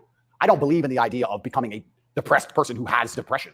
I don't believe in that. I don't think that's possible for me. So if I don't believe in it, how can it happen? I don't believe in depression. So why would I not adopt the mindset that makes me the most capable predator I can possibly be? Why not adopt the mindset that makes me as competent and as fearsome as possible? If you have to install software in your own mind, why would I not install software that makes me capable of not only driving a Bugatti and flying on private jets, but sitting in a Romanian dungeon covered in cockroaches? I need to be able to do all of it. So why would I believe in something that made me incapable? I don't believe in depression because I think that even the belief in and of itself, when you feel depressed, you'll start to consider, maybe I have depression. Then you go see a psychiatrist who tells you you have depression. Then they want you on pills. It's the belief that goes down the spiral. If I feel sad, I go, I'm depressed today, I'll be fine tomorrow. So why? I suspect you're right, or what you're saying is pointing toward truth. That's my personal view. But yeah, I pointed that out when he first said this. I don't believe in depression, etc. I pointed this out. It's like it's not saying that depression doesn't exist. What he's saying that is, if you allow yourself to think that you're depressed, that's what really makes you. Or if you allow depression to overcome you, that's the issue. It's not that depression is real. It's just you allowing yourself to be handicapped by your depression is the issue. Like, I'm sure regardless of what he said, he was depressed while being in jail, but he didn't let that overcome him. He just, kept doing it, and he did push-ups while he was depressed. It is what it is. Even if I disagreed with you, Okay, I disagree with you. Why is that so offensive, what you just said? Well, that's what's interesting, because when I said depression wasn't real, the number of people who would attack me defending depression, this is why I didn't understand. Right? You say depression isn't real, but depression's ruined my life, and it's super real, and it's ruined my life, and I lost my marriage. I'm like, if I told you it wasn't real, you should be coming to me saying, tell me how it's not real. Please help me with my depression. Why are you trying to convince me that it's real? Why are you sticking up for it? And why are you defending depression? And why would I adopt the thinking of someone who's sad? Why would I? You're going to convince me to take your worldview. You just told me your wife left you, you're fat, and you want to kill yourself. And you want me to sit here and go, with my perfect life, and go, you know what? I want to think like this guy. You're out of your mind. I don't believe in it. And because I don't believe in it, it's made me the kind of person who can't become depressed. And the reason they don't like me attacking that is because depression is a fantastic way to subdue a population, right? If everybody's depressed, it's hard to have a revolution. You're depressed. Oh, they've locked us all in our houses. I don't want to go outside anyway. I'm sad, right? So depression is a fantastic tool of population control. They have no problem with you being depressed. They have a problem with you being the opposite, principled and energetic. No, you don't want principled, energetic people. That's a problem. A bunch of depressed people, easy. If you had to invade a country, would you rather the opposing army be principled and energetic or depressed? I'll tell you, I would not want to be invaded by a cheerful army. Absolutely. That's scary. They're having too much fun, right? You want them all to be depressed. So a morose army is easier to defeat. I agree. Absolutely. So depression is a defended idea. You're not allowed to even talk about it. You're not allowed to help people get out of it, right? They like the idea of a depressed population. And this is what I say to people. Now, I'm not stupid. I understand like PTSD is real. I understand mental health is real. I'm not saying that, but I say if you're an 18-year-old boy or 18-year-old man and your life is pretty much okay, bacteria didn't steal your eyesight, which could have happened. You never had a car crash and lost both of your legs, which could have happened. You're actually very fortunate. And you wake up and you say, I'm depressed. I think you're an idiot. I don't think you're depressed. I think you've been psyoped. I think you feel a little bit of depression, and you can fix that by changing your life. I think if you became rich and strong and smart and successful, and you worked hard and you dedicated yourself and you were motivated and you tried your very, very best to become excellent, you probably wouldn't feel depressed anymore, which means it's not a disease, is it?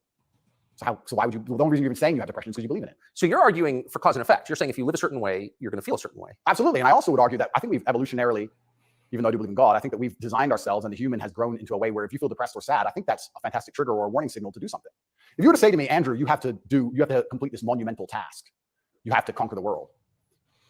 I would say, okay, but I need an emotional motivation to do that. I need to be unhappy having not completed the task.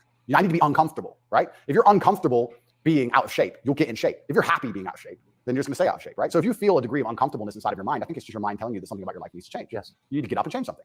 Guys would say to me, I'm depressed because I'm fat and I have no girlfriend. And I'd say, no, you have no girlfriend and you're fat and that's why you're depressed. If you go change those two things, you'd probably be surprised that your disease goes away. I had another guy say he was gonna kill himself. I said, listen, it's back when I used to reply to my emails when I was smaller. I said, make me a promise, get a six-pack first. A beer? So get a six-pack first, get in fantastic shape, and then do whatever you want. Didn't want to kill himself once he was in fantastic shape. So he did it? Yeah. I have the before and after I put him on Twitter. Kind of interesting that, isn't it? So how are we going to say we have this disease, which is cause and effect? How are we going to say we have this disease where there's something wrong with you as a man, you have a disease because your life sucks? I mean, I don't think that's true. I think that your life just sucks and you should change it. And another thing I also preach, and this is another thing that's very important, I also think as a man, because life as a man is pain and suffering, and when I say that, because you're never going to be a good man or good at being a man without pain and suffering. You're going to have to go through a bunch of shit and have a terrible life to become a good man. I think you should embrace that and accept it. And I think that the correct mental model for men to have is a degree of stoicism and not to be too concerned with even how they feel. If I woke up today happy, I would have done this interview with you. If I woke up today sad, I would have done this interview with you. What's the difference? Why put so much importance on my emotion if certain things must be done? I must work, I must train, I must see Tucker Carlson, I must resist the Matrix. I've got things to do. So why are we going to sit around and talk about how I feel if it doesn't even affect how I act? And as a man, it shouldn't, because there's too much to do. And the masculine world is hyper competitive. This is another thing most people don't understand. Totally agree. It's hyper competitive out here. All the women want a few men at the top. The Ferrari, you don't want a Ferrari to drive fast. You want a Ferrari because other men want a Ferrari and can't have one. It's hyper competitive. So if you're competing against every other man for every dollar you make, every girl you see, the house you live in, the car you drive, the life you live, you're not going to be able to compete with the person who performs regardless of how they feel if you only compete when you feel like competing, right? Because there's men like me out there who will be sad every day and outcompete you regardless. I don't care how I feel. I will still win. And that's the kind of mindset you need to adopt. So I don't win a man. You've got a job to do. Stop whining. Go to work. Completely. Yeah, I agree. Completely. So when men say, oh, I feel sad. Who cares? The world doesn't care. All the men who are out here to destroy you and take your girl don't care. So why do you care? Like the person who should care least is you. You're the only person who wakes up every day who should have a genuine vested interest in improving your life. Nobody else wakes up and wants to improve your life. Only you. So if nobody else cares about how you feel, why do you care? So my argument also for depression is you're depressed, fine. Have you trained today? Well, that doesn't change what you should do with your life, depressed or not. And I don't say this because I'm an eternally happy person. I say this because I've experienced all ranges of human emotion. I was in a Romanian jail cell with cockroaches crawling all over me as I slept. I never missed a day of training. I wouldn't say I was particularly happy, but push-ups must be done. So they got done. You're very close to your brother. Correct. And you were locked away for part of that with him. And did you have fun at all with him? Yes. I do think there's something inside of men, whereas if you're with your boys or you're with your group of men, there's something inside of us. Totally. And it allows you to make the absolute best of the worst situations. Maybe that's an evolution from war. You know, all the men went to war and you saw all this pain and suffering and you saw heads, people decapitated and you're injured, but then you sit around the campfire and you're laughing. You're laughing. That's right. It's something inside of us. It's like a coping mechanism when you're around men. So when me and him were together, no matter how bad the scenario or no matter what they tried to do to us, part of us would just look at each other like, cigarette. And you find joy in that. And yeah, there's definitely, and that's another thing I think a lot of men are lacking. A lot of men are missing is a masculine support network. I think buddies. Yeah. You know, you talk to a guy and say, what was the highlight of your life? What was the best time of your life? And they'll say, college football. It's not about football. It's about the team. Yeah. You know? And I think a lot of that's destroyed as well. Because also it's interesting how everything interconnects. When you destroy honor and principle and the masculine essence inside of men, well, now as a man, it's very hard to have friends. I wouldn't want to have a male friend who had no principles, no honors, and didn't work hard and was always crying about being sad. What do I want to hang around with him for? He's a loser, right? So yeah, I agree. Like, look, I suffer from a lot of depression issues, etc. I'm doing my best now not to let that overcome me and make me a fucking loser, or continue to keep me being a fucking loser. And I understand what Andrew's saying. It's like, like, why would you want to be around all that negativity when you can just be around people who are like, look, this sucks, life sucks, let's go on with it, let's continue and make it work. That's basically what Andrew's point is here, and I don't understand why people are so angry about it. Then your support network's destroyed. And I think that men have always needed that since the dawn of time. I think that's gone, but they don't have friends. Men, especially middle-aged men, have no friends. Absolutely, because they've been told that to give them all away and do as the wife says, and then she left him. No wonder he wants to kill himself, wouldn't you? No wonder he's depressed. It sounds like the worst existence ever. And now we're living in a world now, especially where everything is hyper-competitive, especially the sexual marketplace. Like if you're a 52-year-old, overweight, average income, no fame dude, and you have to find a girl, it's going to be pretty difficult to find a good one. It's going to be very hard. So we're like, well, of course he's lonely. Then, and his kids don't respect him. They're busy. Like, of course he's sad. Like, it's actually heartbreaking to discuss. It is heartbreaking. It's heartbreaking. But then how do you prevent that happening? Well, then you need to be a man of honor and principle and make sure that you keep your support networks and make sure that your woman does respect you. And a woman's going to respect you when she sees other men respect you. Yes. And they're only going to respect you if you respect yourself. But to respect yourself, you have to be the kind of person who says no. What do you think of porn? There's been some statistics. There's been some studies done. Most men or less men are having sex than ever before. I've seen that. Yeah, and that's that. Well, that's an extension of the fact that masculine virtue is being destroyed. That's the thing that's interesting about all these things. They psyop, especially men. They say, listen, women want a feminist man. Women want a man with no moral principle who would make sure that there's a conversation about who should fight the burglar when your house is broken into, because equal opportunities, equal rights, of course. Don't presume just because you're a man that you should defend her physically. Of course not. That makes you a bigot and a misogynist. So they convince men to adopt these virtues and ways. And of course, women, by and large, dislike them for it. So now as masculinity is plummeted, a whole bunch of men are simply not having sex anymore. And then they become addicted to porn, which is cucking, effectively. Two people having sex and you're just watching it. and it's become a good point. I mean, and it's become a pandemic, right? So men are replacing genuine sexual relationships with just the computer screen and porn. And it's becoming a very, very big problem. And that's also exasperated by the fact that I think the sexual marketplace has become globalized. This is the thing I say to young men. A lot of men come to me with problems, and my only answer to them is masculine excellence. I say that in the world we live in today, being a normal man or below normal is going to be terrible. You have to be an exceptional man, because the sexual marketplace, especially, even if you just want to find a wife, is globalized. If you, in 1955, if you met the hot girl in the Nebraskan town, she was a hot girl in the Nebraskan town. If you meet her today, she's being offered to go to Courchevel and go skiing in France, and she's being offered to fly to Dubai. And there's millionaires who can just fly her anywhere and give her anything she wants. And who are you? Right? It's getting harder and harder as a man to even find the most basic human function of reproduction. Even to just find a woman you can reproduce with is becoming more and more difficult. You also couple that with the fact that they've destroyed morality in women also. So when you destroy the morality in men and you destroy how a man should act, and then you destroy how a woman should act, you're both going in the opposite direction. Most women out there are very happy to share a man who's just rich and famous, and they don't care. It's right. So you're the normal guy. There's this rich famous guy with 30 girls. That's 29 dudes who are lonely, and they end up watching porn. And if you have a porn addiction or you have a problem with porn, you have a problem with yourself, because I guarantee if you were the kind of man you're supposed to be, you would have no time for that, and you wouldn't need it. I can confirm that's absolutely not the case. Yeah. So the fact you even need porn shows there's a problem with you as a man, because if you were the kind of man you could be, and I genuinely believe that any man can become anything, then you'd have unlimited sexual options and you would have no interest in that. And I do want to make this clear to the world, because there's a bit of a misconception about my story. My father was in the military, and then he left to become a professional chess player. He was a traveling chess player. You don't make money with that. My mother and father broke up at age 9. We moved to England purely because you get more help from the state. I was raised on welfare in Marsh Farm, which is the worst area of the worst town, Luton, with the highest crime rate. I went to a school with a 4% pass rate, single mother household effectively. Started from absolutely nothing, became a kickboxing world champion. Your mother was English? English, correct. So I started at the absolute lowest echelon of life, and I would like to consider myself somewhere near the top now. I've been through absolutely every stage. So when I say to men, you can become anything you want, and my answer to you is masculine excellence, there's no other answer. I can't tell you how to rig the game and cheat the game. If we're all racing a race and I have a Ferrari and you have a Nissan, I mean, sure, you can get a bit better at driving, but you're probably going to lose. You have to get a better character to play this game of life. So that's why I preach masculine excellence, because for many of the world's problems today, porn, sexual access, being respected by your peers, making sure that your wife's going to stay with you after the children are born for a very long time, being happy, anything, it all comes down to who you are as a man. The only answer is masculine excellence. There's nothing you can do besides hard work, accept the trauma and pain and suffering, and work harder than everyone else around you worked. And that's why porn's a problem. So I will genuinely say to any man out there who finds himself loading up that website, go take a look in the mirror and realize why no one wants to fuck you.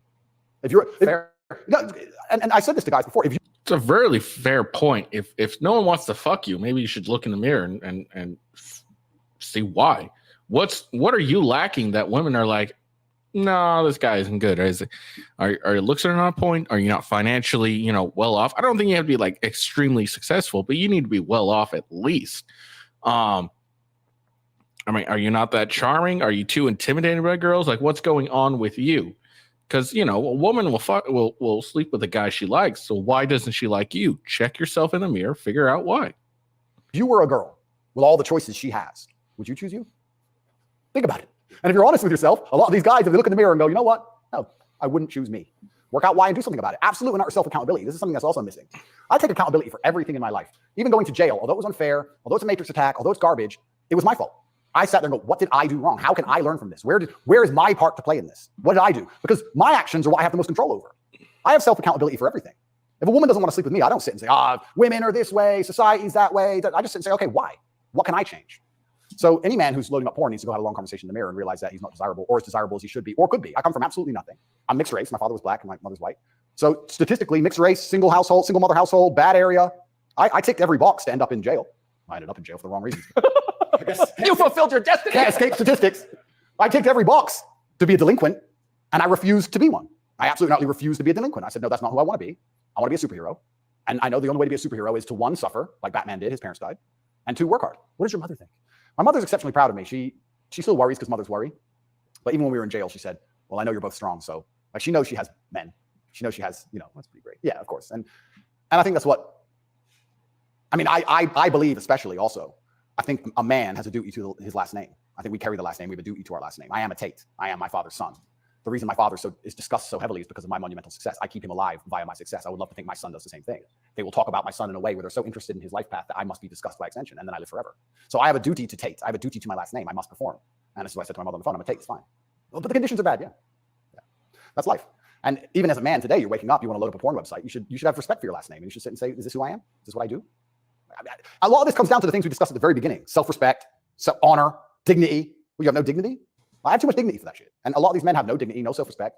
And it's all an extension. It extends of why they're never going to be who they could be and also what they do to cope with that. And yeah, porn is a coping mechanism. What do you think of women? I think women are some of the most powerful people on the planet, firstly. A lot of the conversations we're having, most people don't understand that women are the gatekeepers and women are the ultimate judges. Women are the ultimate judges, especially of sexual access, right? So when I say that maybe 40% of the letters I got in jail were from women, just love letters, perfume on them and kiss marks. And the traditional masculine role is still respected and loved by so many women. If you were to ask the average woman on the street who hasn't lost her mind what she wants in a man, she would like to be financially provided for, physically protected. I love women. I think they are the most powerful and precious things on the planet. They give life. But I believe that when you love a woman, you should want to protect her and provide for her and take care of her. I don't believe you love a woman by wanting to do everything she says and cucking to her. I don't believe that because I love women, I should have no standards on what I expect in a woman. I don't think loving women is sitting there going, a woman can do whatever she wants to me and I put up with it. I don't think that's loving women at all. I think loving women is saying, I'm going to be the best man I can be. And the only way I'm going to be a good man is with a degree of standard. And I'm going to be the best man I can be for you. And when I say these, yeah, loving a woman isn't bowing down to her. Loving a woman is saying, like, look, this is what we're going to do. We got stuff we need to take care of, and this is what we're going to do. And, whether you like it or not, I'm going to do what's the best for us, not just what will make you happy. Because sometimes what makes you happy isn't what's best for you. So I love you very much, but I'm going to do what I'm going to do to ensure that we are good to go. And that's what I'm going to do. And I think that's very important. I think that's a masculine imperative to do. These things, I get attacked for being a misogynist. Well, how is that? I think misogynist means someone who hates women. Correct, because I have conversations with women who are, let's say I've done some podcasts with women who are very promiscuous. And I've explained to them that since the dawn of human time in every single society across the planet, promiscuity in females has been frowned upon. Yes, that's true. It hasn't been frowned upon in men, but it has been in women. I explained in a big way. In a big way. In many parts of the world to this day, you can't get married if you're not virgin. I'm not saying all women should be virgins. I was explaining to her that female promiscuity has always been hated. In every holy book, it's disliked. You've bought into this new thing the last 10 years, and you seem to think it's empowering. And I would argue that it's not empowering. And I sat there and had a conversation with this promiscuous woman, and I said to her that she is doing herself a disservice, and she's dishonoring herself, and she's never going to be happy or fulfilled, jumping from bed to bed.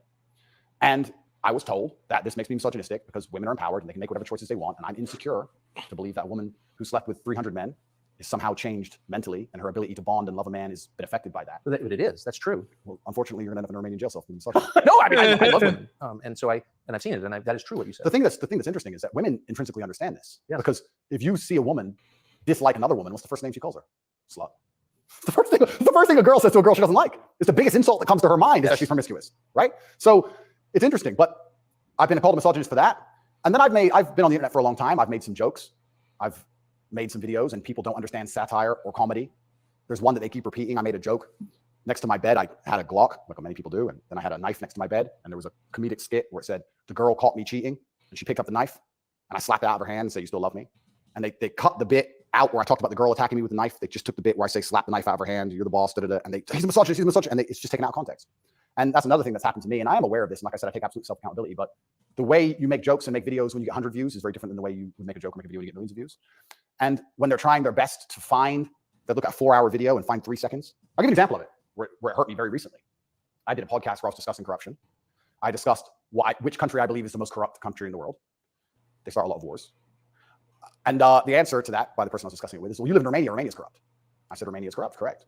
But I don't think there's certainly corruption, but they don't start monumental wars which end up in millions of deaths. I would argue that their corruption, because a police man stops me and I can bribe my way out of a parking ticket or a speeding ticket, is far less destructive. So we discussed this at length for hours. They cut out the bit where I said Romania is corrupt. I showed it to the judge. It kept me in jail. Yeah. So, and that's my problem in a nutshell. Long format content. We'll find a little bit, edit it up and try and attack me with it. And that's where this whole misogynistic things come from. It's either from me arguing with promiscuous women on podcasts designed for promiscuous women to argue their point, and I destroy them so flawlessly, I'm a bad person, or something taken out of context. And it's insane because, like I said, the amount of support I get from women is actually monumental.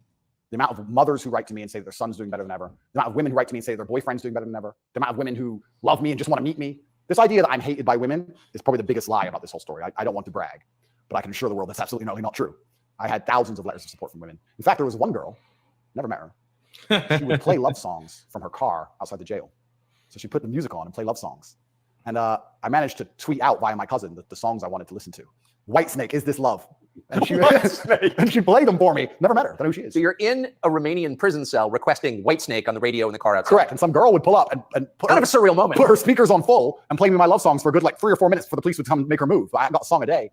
But yeah, this idea that I'm universally hated by women is insanity. That's not true. So you said you're a mixed race. I remember that, and it was hilarious. And there's other videos of people playing the Top G anthem, or however it goes. There's videos of that too. It's hilarious. Race. Your dad was black. Your mom was white English. What do you make of the race conversation in the United States? I think it's deliberately, they're trying to put fuel on the fire and they're deliberately trying to accelerate division. This is what I believe. I think that if a black billionaire and a white billionaire meet somewhere, I don't think there's much conversation about race. I don't think I don't think there's any racism.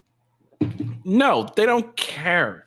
And you know what? In all honesty, even if you go to the average Joe, 2 men meet, even if they're blue collar, white collar, whatever collar, they meet. Race isn't a topic. They don't care. What race is a topic of, the problem is the victim, the professional victims like Tariq, whatever his fucking name is. I saw him on the Justice League podcast, and I was watching it, and I just saw the clip, but he was talking, Jesse Lee Peterson's asking him about, is he a victim of white supremacy? And he said, I can be. But that doesn't answer the question. The question was, are you a victim? And he says, well, I can be. But okay, so you're not, but you could potentially be. That's not being a victim of white supremacy. Okay, I can be brutally beaten by the police. I'm not a victim of police brutality. And race is only a topic between white liberals who want to pander down to people because they're guilty that they're white, and professional victims that have nothing going for them except their victimhood. That's all this race stuff is really, that's all that's really goes on with this victim stuff. No. Interesting. They're not that interested in the topic, actually. They don't care, right? But amongst the lower echelons of the populace, they seem very interested in trying to turn us all on each other. Yes. I wonder why that is. And I wonder why they deliberately make laws and push media matters, which are designed to do exactly that. I wonder why that is. We can sit, and I have my own theories. But I think what certain people in the world would be most afraid of is the white people of a certain economic class and the black people of a certain economic class shaking hands and saying, this is bullshit. I think that would be very intimidating for them. So it's certainly accelerated. And it's also very interesting because as a mixed race person, I will also sit and state, I don't look particularly black. Most people can't guess where I'm from. I've had more discrimination against me for being a straight male than I've ever had for my skin color. I've had more people look at me or have problems with me purely because of my sexual orientation and my generally masculine essence than I've ever had anybody say anything about my skin color ever. And I'll also say, if somebody has a real problem with my skin color, who cares? If someone's that ignorant, who gives a shit? Like, it's also, I do find it amazing they managed to psyop people into being so brutally offended by it. If someone would come up to me and say, "You're not white," I say, "Correct. Have a nice day." Who cares? It's amazing how they've got everyone wrapped up in this. But yeah, it's certainly accelerated. Another thing that's very interesting about it, especially in America, a lot of Americans are insulated to, I feel like, world history. Yeah, I've noticed. You know, they're like, "Oh, slavery, slavery, slavery." Slavery was everywhere. Every country had slaves. Yeah. Asians enslaved other Asians, blacks enslaved. Look, the reason we were able to get so many blacks as slaves is because they were already enslaved by their own people. Like, that's how we got them. A lot of slaves was just buying them. We didn't we weren't in our fucking little a buckled hat and buckled shoes with our little blunderbuster hunting down the fucking Zulu warrior trying to catch him down. No, we bought them. That's America got a majority of their slaves is buying them. In Europe, white people were slaves to other white people. In America, before Americans came, Native Americans enslaved other Native Americans. It was Vikings enslaved other Norwegian or other Vikings and stuff. That was the thing. You'd go in, you conquer, you'd enslave. Like, it was a very common thing. Arabs had slaves, Chinese had slaves, Aztecs had slaves. Everybody had slaves. The American Indians had slaves. Everybody did. Correct. And they're like, "Oh, wait." Aztecs also would sacrifice their slaves. They cut their hearts out while they're alive and sacrifice them to their gods. Enslaved. Everyone was enslaved. Unfortunately, the world wasn't such a nice place, right? And there's been ethnic divisions in every single country on earth since the dawn of time. There still is in many countries in the world today. Yeah, like other Asian, like Japanese don't like fucking Chinese people or stuff. They're the same people. Like, at least with whites and blacks, you could have some semblance of understanding. All right, they look completely different from us. Okay, there's again, it's not right, it's wrong, but you could at least understand it. All right, I am white, my skin's paler than you. You are black, your skin's darker than mine. I view you as inferior. Okay, I could, you're incorrect, obviously, but I could at least that makes that's some understanding. But then you got Asians, Japanese that don't like fucking Chinese, Koreans that don't like Vietnamese and shit like that. And you're like, you all look the same. And this is me talking as an Asian. So it's like, you all look the same. What, your eyes are, happy squint and the other ones are sad squint? Like, guys look virtually the same, but you guys don't like the others. So it's really crazy, honestly. There's superiority complexes in all different aspects of the world. They believe this is a uniquely American issue, and I would strongly argue that one, it's completely and utterly not, and two, I think that if you are black, white, Asian, I think if you stand up, self-respect, work hard, try your best, turn up on time, firm handshake, don't make excuses for anything, don't look for an easy way out, no matter what your skin color is, in America or England or any other Western nation, I think you can be extremely successful. I don't think anything's stopping you. That's not the message you get from, say, nothing will stop you. If you do those things and you do the work and do the job, no one gives a shit about your skin color. Can you do the work? Will you do the job efficiently? That's what a lot of people care about. If you do it, no one gives two shits that you're black, Asian, white. No one cares. Kamala Harris, who's also mixed race. Her dad was Jamaican, her mom was Indian. Yeah. But race is really at the center of her identity and her politics. What do you make of, say, Kamala Harris? I mean, all Kamala Harris is known for is, being able to get into politics because she, got laid down and got some dick from some dude. So she really doesn't have any actual original thoughts or identity. So she's got to go with the whole victimhood stuff because that's, it's easy to have. That's all that is. Well, let's look at why they purport the idea that depression is so powerful and that you can just catch it from the sky and now you're permanently depressed no matter what happens to you and there's nothing you can do about it and you can't improve your life and you can't be a better person, right? It's that self-limiting belief. I think by also pushing this racism argument, it's also very much the same thing. I think if you adopt that mindset, if you wake up and you're a particular color, you're purple, and you believe purple people can't make it, what's your chance of making it? Zero. Yeah. Right? So that's what's so destructive about it. This is why I'll even argue when I argue this point with people and they try and say, "Oh, but this happens," and they pull out these statistics and all this garbage from the Matrix. I say, listen, even if the world's racist against purple people, the best thing you can do is be such an exceptional purple person that they need you and they need you. The only answer is hard work. The only answer is self-accountability, masculine essence, honor, dignity, making your ancestors proud of you because you hold. I don't really agree that's the only answer, but that's the best answer, I think is a more correct term. Hold the same last name as them. The answer is the same regardless anyway. But when people like Kamala are pushing this racism agenda, they're trying to say to people effectively, you'll never be anything and you don't stand a chance of ever being anything. And I think that makes people who aren't anything feel a little bit better about themselves. It's cope. And that's the only fans she has left are losers who she's told it's okay to be a loser because there's no way you could have not been a loser. And I will argue you could have been something a lot more than that. And you shouldn't listen to anybody who tells you not going to be a loser. If someone were to come to me and say, Andrew, you're mixed race, you're from a single mother household, you're never going to be rich. I'll say, watch me. I don't believe you. I don't believe you. Who are you? So everything she's saying is 1, wrong. 2, it's destructive to believe in. 3, I think it's her last hope at having any kind of fan at all because she's largely incompetent. I don't think I've ever heard her put a compendious, coherent sentence together. And perhaps also, maybe that's the reason why she leans so heavily on race, because she's not impressive or competent. So she can say, oh, but I'm this color and I did it, instead of actually talking about how good of a job she's doing.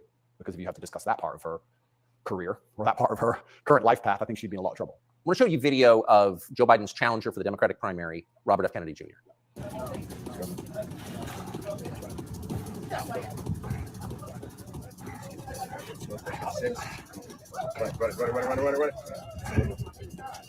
Let's go. Up.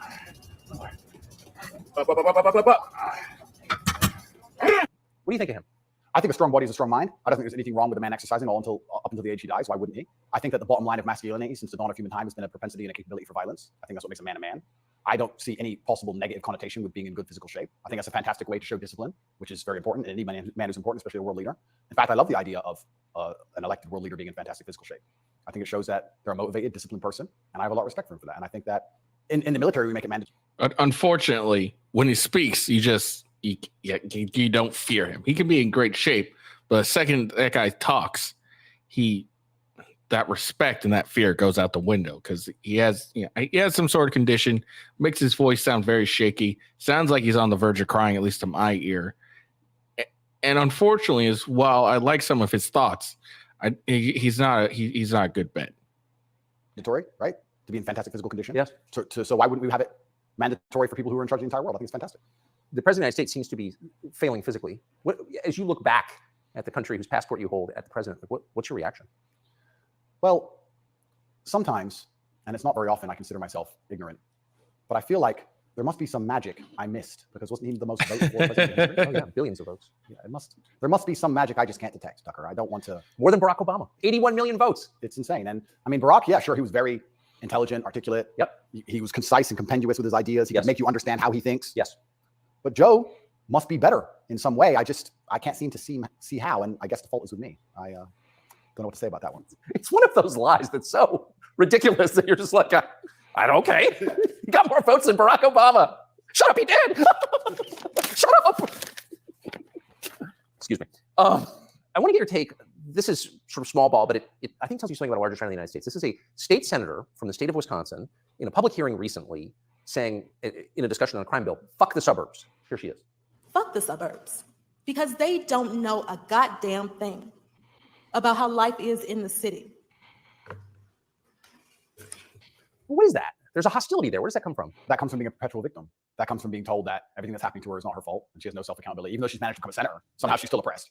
And that means that everyone else who looks like her is also completely and utterly oppressed. And anybody who has a slightly better life in any way is, by extension, a bad person because they weren't oppressed. Yes. And that's where the hate comes from. The division's put there by these mindsets which are being purported by the people in charge of the world, convincing you that you have no control all over your own life. And that's why she's so resentful towards people who have done well in life, not even as well as her. I would also argue, perhaps I'm incorrect, that she probably lives in a suburb. Of course she does. So she's a hypocrite on top of that. Yeah. But hypocrites are, the fantastic thing about being a hypocrite is if you're a hypocrite with a little bit of power or influence, you're allowed to be a hypocrite because you're spreading information on the larger problem. In fact, this is actually interesting. One of my funnest things, I'm going to announce this here on your show for everyone to know this is a world exclusive. I want to become a climate change activist. Because when I was younger, people would say, what do you want to be when you grow up? Do you want to be a fireman? Do you want to be Batman, etc. And I wasn't sure what would really make me happy. But now I'm ultra wealthy and I fly around on private jets all the time. I think that now is the time for me to become one of those hypocritical climate change activists. 100%. It's going to be super fun. Well, as your carbon footprint grows, your concern about carbon footprints grows. Absolutely. Eat the bugs. Sell your car. How dare you eat meat? On my jet, of course, I have meat, but I'm allowed to be a hypocrite because I'm spreading awareness for the overall problem. It's for the greater good. It's for the greater good. I have to get to the climate change activist meetings. So, which happened to be in Switzerland, I noticed. Of course. So, although I'm flying on, well, before this arrest. They're never in New Jersey. Never. So before this arrest, I was on about 3 or 4 jets a week. But every single time I was flying on my private plane, I was extremely concerned about the carbon footprint. Of course you were. And so I am now a climate change activist. I just want to let the whole world know. Because once you get to a certain level of power of influence, you're absolutely not really allowed to be a complete hypocrite. So you're allowed to live in the suburb and then tell everyone, fuck the suburbs, and pretend that you're oppressed when you're a senator of the most powerful nation on the planet. Because it's a logic fail on every level. So one of the human activities has got to produce the greatest carbon footprint is, I would think, war, right? I would think so. Diesel-powered machines, munitions going off. So I was a little bit surprised to see Greta Thunberg with Zelensky this morning. What's interesting to me is this. Firstly, I would never kill myself. Secondly, imagine these people are so detached from reality. Imagine going, you know what we need to do? Brainwave. we need to drum up support for this garbage. Let's take the most loved woman, Greta, and the most loved man, Zelensky, and let's make them meet. Think about the PR. Let's bring a camera. And imagine people sitting around a table going, that's great. That's going to really make people support this. Who gives a fuck? I don't want to swear. I'm sorry, but some young girl turns up to a war zone who has nothing. Why is she there? What are they going to talk about? I don't know. But what's their conversation? I think she only yells. I don't think she does talk. I don't understand. Is she going to talk about how the childhood has been stolen from all those million Ukrainian men who've been blown to pieces? Like she talks about childhood being stolen because we drive, cars? I don't think she is. I don't think she's going to mention that. Is it just a big PR opportunity? Like what PR team came up with this concoction and thought this will keep them on side? It's mind-bending to me. Who even thought this was a good idea? It's crazy. But of course somebody did. Somebody thought it was a fantastic idea. Have you ever met Greta Thunberg? No, but me and her have had some internet arguments. I think you went to prison for it, right? Yeah, correct. Which is amazing because I'm a climate change activist. So I'm on her team. I was in Sweden during COVID. So we could have met. She didn't want to hang out with me, unfortunately. And then now I'm flying around in my jet everywhere, spreading news about climate change. Same thing. Like in my Bugatti, obviously it's got a big engine. I make sure to talk about climate change out the window as I drive. But I'm on her side. She doesn't seem to be very You yell at the surfaces you pass about climate change? Yeah, don't eat meat, eat the bugs. What's wrong with you people? You don't care about the earth? Like if you don't start caring about climate change, all those politicians with beachfront property are gonna lose their houses. Yes. And they're very concerned about climate change, which is why they bought their houses on the beachfront, so they can be the first to let you know it's coming. The early warning system, right? They're very concerned. That's why they want to be right there on the beach. Quite honorable if you think about it. Kind of on the front lines of the climate crisis. Absolutely. Lead from the front. So good. But one more point about this. Sorry to go on and on. No, I love it. But when I say these things, people, you don't care about the environment. And I try and explain to them, I love nature. You love hunting, fishing, you love nature. I love nature. Passionately. The problem with all of these things is not that I don't like nature. The problem is that nearly any issue which appears to be virtuous on the planet today is Trojan horsed with garbage. That's the problem. I have no problem with fixing or maintaining or preserving nature. I have a problem with them telling me I have to maintain nature, them Trojan horsing my bankruptcy into the middle of it, knowing that nature won't be fixed, then telling me it's about nature and telling me I should agree with it. That's my problem. There's nothing left on the planet, no issue, which isn't Trojan horsed with absolute garbage. Yeah. And if you're going to sit there and tell me that I need to give more money to the government to stop the sun from being hot, I'm going to argue with you that I'd rather keep my money. Thank you very much. Yes. So this is the problem with all these issues. Nearly anything. When I argue against some people, you don't care about the issue. I do. But you're not smart enough to understand that the legislation around this issue is so large, it hasn't even been read by most people voting for it. Yeah. And there's something in the middle of it, which is going to damage every single person's life, which has nothing at all to do with the issue itself. And most people don't understand that. They co-opt people's best instincts, their love of nature, which is a virtue, of course, their love of their neighbors during COVID. Don't you care about your neighbors? Oh, completely. Of course you do. And your grandparents? I revere my grandparents. Of course. And you're a bad person if you resist. I was a terrible person for going to Sweden. You're a very bad person. You don't care about anyone else. And that's how they do. It's weaponized virtue. And my opposers, every single virtuous thing that comes out of their mouth is never from a place of virtue. It's from a place of hate. Yes. It's weaponized. And also, and I don't talk about this very often, but people can go right now to tatepledge.com. I donate $25 million a year to feeding children in war-torn countries, especially in the Islamic world, because that's where all the war is. Nobody ever mentions that, ever.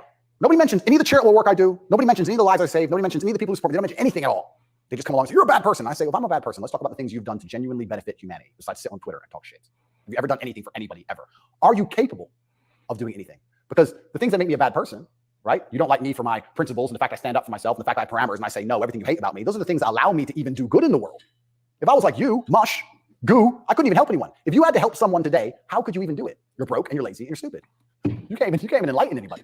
You can just spread hate. How is that helping the world? These people are a net negative, genuinely. And that's what's so crazy about being attacked for your morality, like I'm being now. And when you're a good person in general, they attack your morality because the people who are attacking you are absolutely not immoral. The ultimate hypocriticism. Ultimate. Even more than my private jet climate change stance. So it's certainly unique. I do like to believe, though, we're entering a new stage of consciousness. I do like to believe, at least from 10 to 15 years ago, more people are, I think COVID woke some people up. I do like to believe that MSM credibility is tanking in real time. Trump helped massively. Fake news. 2 words. Before Trump, when did you ever hear fake news? I didn't really hear it that often. No. Fake news, fake news, fake news. And he did a fantastic job of that, and he's starting to wake people up. So I'd like to believe there's a degree of us winning, but I just want to make it very clear to the people who attack me and the people who attack anybody who stands up for what they believe in, a lot of their virtue signaling is just hate peddling. And when they can't call you unsuccessful, they can't call you stupid, they have to find a way to hurt you, and the only way they can do that is to say you're a bad person. I've noticed.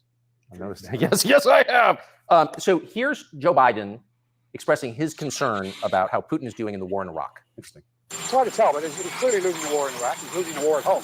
And he has become a bit of a pariah around the world. Do you think Putin is losing the war in Iraq? I don't think he's losing the war in Iraq. I don't think he's fighting a war in Iraq. Okay. He also says he's losing the war at home. I don't think he's fighting in Russia, and I'm also not sure he's losing. So it's a pretty interesting statement on many levels. It's scary. It's a joke, but it's scary. Because I would never kill myself, but I think the reason he was put into office is because he's incompetent. Yes. Because that makes him easy to control and influence. That's what's most scary. It's not scary that he's become incompetent in office. It's that they looked at him and goes, that's who we need. That guy. That's what's most scary to me. Does it surprise you that the weakest president is also the most destructive? Weak men are always destructive. Because hurt people hurt people. Yeah.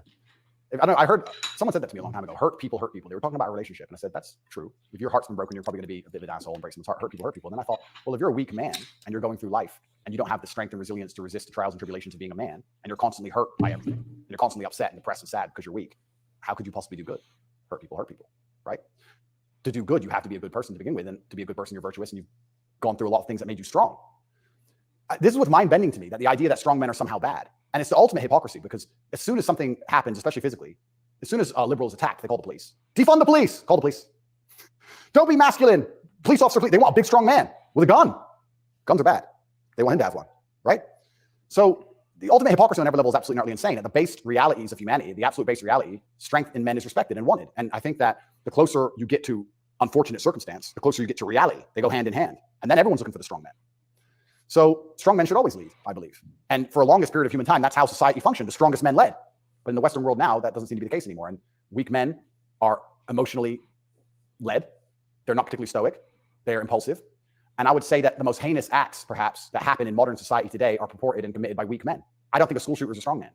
I think it's a weak man. I think it's a man who's been picked on, got butthurt, is upset. Girls don't like him. Never learned any emotional control. He's the kind of person who does exactly what the TV tells him to do. Act out your feelings. Cry when you want to cry. Well, now he's angry. So now what? You told him to act out his feelings. What do you expect him to do? I think that weak men do the worst thing. I think weak men hurt women. I think weak men rob stores because they don't want to wake up and work hard and go to work and do it the honorable way. It's a weak man who goes and steals. It's a weak man who beats the shit out of a girl. It's a weak man at school who shoots up a school. This is all weak men stuff. And society as a whole is telling men to be weaker and weaker, saying it's somehow the solution to everything, because being a man is toxically masculine. Being a strong man is bad. It's toxically masculine. To be a good man, you have to be a very weak one. Well, look at the most heinous acts that are committed in society. Show me a strong, honorable, virtuous man of principle who's doing any of this stuff. So weak men commit the atrocities in this world. Absolutely they do. And it's weak men who also attack anybody of virtue, because I think when you're weak, you're intrinsically unhappy. Yeah. I don't think as a man you can be happy if you're weak. I think happiness and strength go hand in hand. Yes. I think that's how we're supposed to be, right? Even strength of mind, strength of conviction, strength of something. If you're weak, you're going to be miserable. So I do find satisfaction in the fact that most of the men who truly dislike me are miserable and weak. And also, like I said earlier about women being gatekeepers, women are fantastic. Women are fantastic. They're like a barometer for society. I would say you can measure the strength of a society or the virtue of a society or how decayed a society is largely by the actions of many women. I'd like to argue that point. I can argue that point in many different ways. But women really want their man to be strong. Of course. They will punish you for being weak. And I'm not saying you can never cry to your woman. I'm not saying you can never open up to your woman. But there's going to become a time where she expects you to just be capable. There's a problem. And even if you don't know how to fix it, your job as a man is to say, I'll handle it. Even if you have no money and no hope. And go find a way to fix the problem. If you're weak and go, I don't know, she becomes very resentful towards you.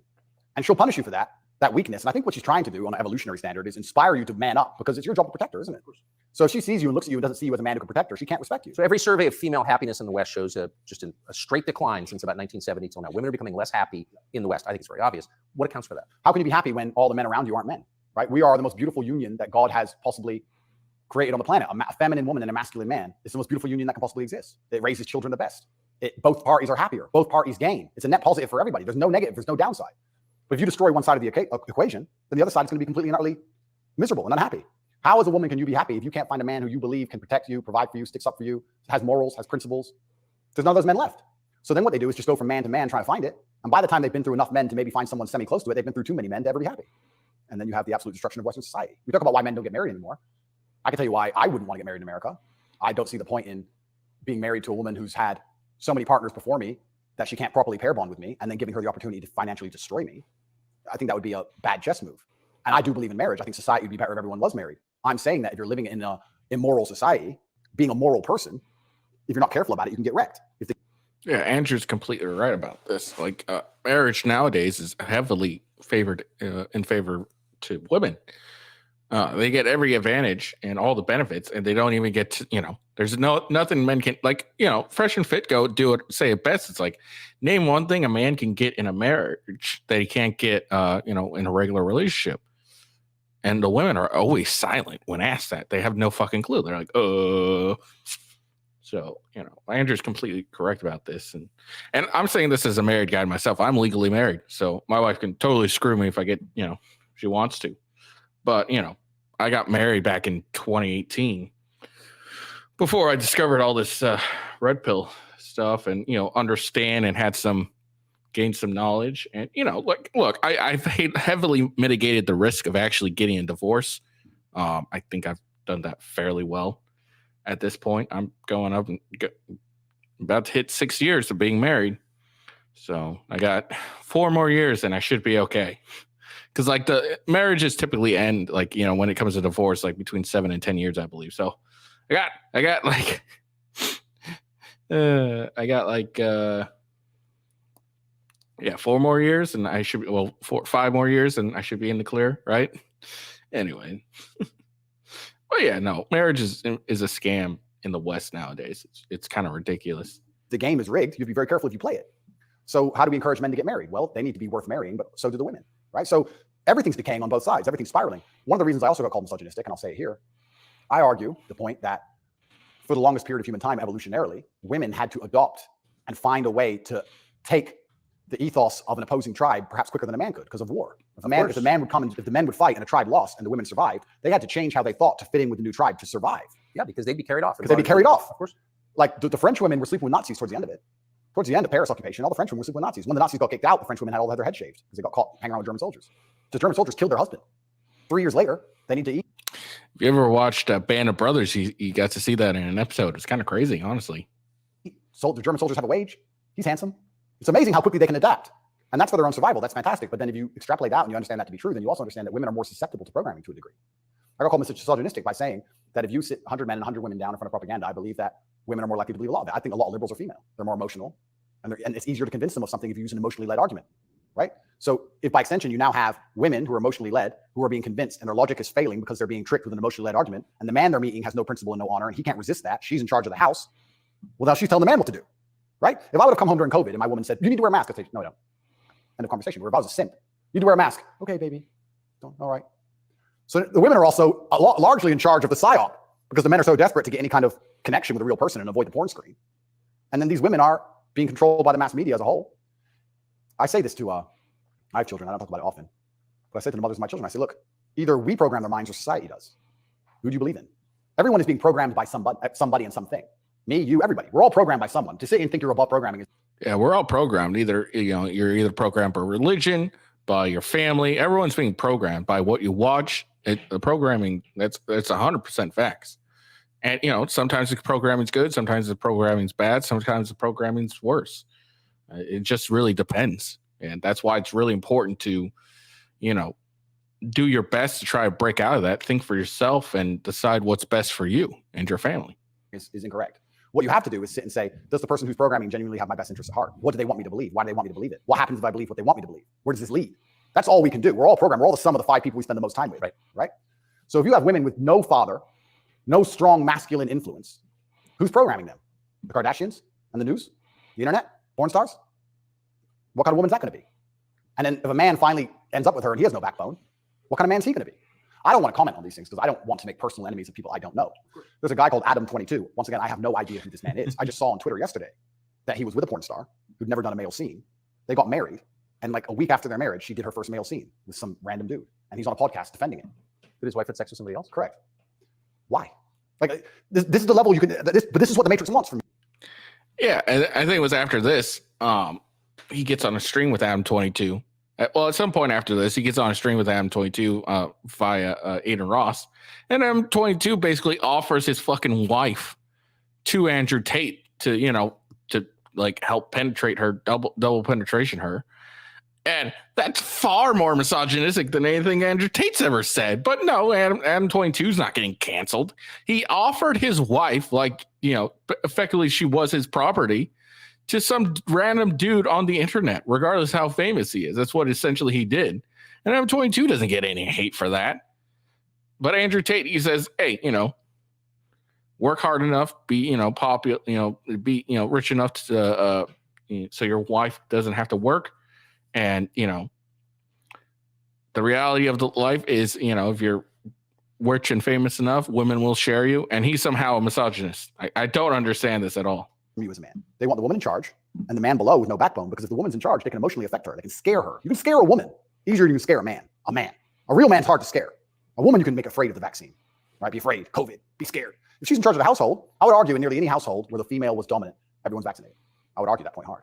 Of course. Maybe I'm wrong, but I would argue it. I don't have the statistics. It's just logic to me. So talk about women being unhappy. What's actually interesting about the female mind, once again, they're going to call me misogynist, is that when you're an emotionally led person, you're more prone to chaos. It takes real stoicism to lead. So why are these women unhappy? Because no one's leading them. No fathers, no man of no backbone, no man they respect. So they're relying on society, which is promoting chaos, and their own mental state. Women will say all the time, oh, my period was coming up, so I was crazy. Like, they'll say that themselves.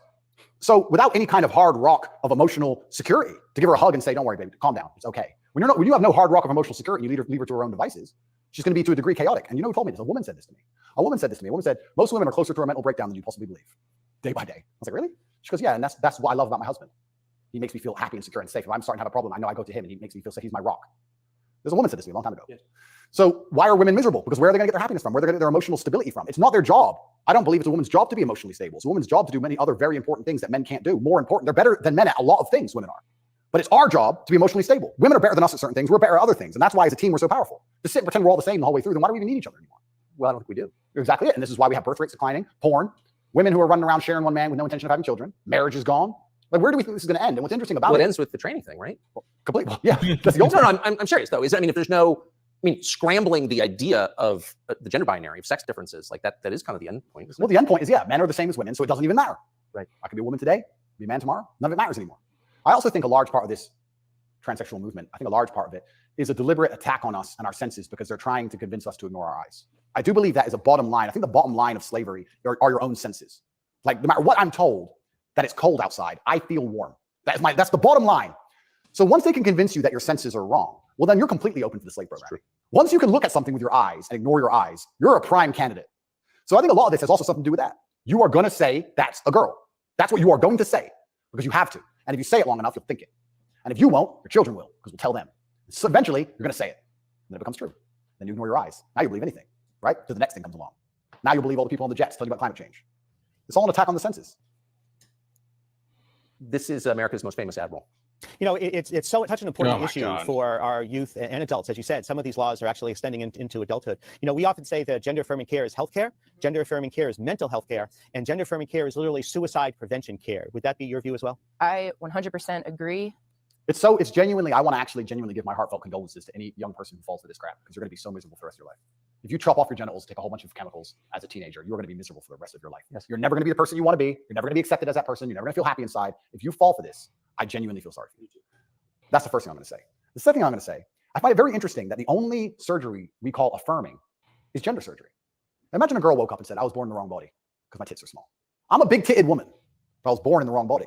I need a tit affirming care. I need to affirm my true body shape. Otherwise, I have a mental health problem. No, it's plastic. It looks good, perhaps, whatever. But we would never say she was born in the wrong body and we had to affirm her genuine body experience. Her triple Ds. Yeah, her triple Ds had to be affirmed. It's garbage. You're not affirming anything. And also, I think it's kind of interesting. They say that. God damn it, where's my penis affirming care?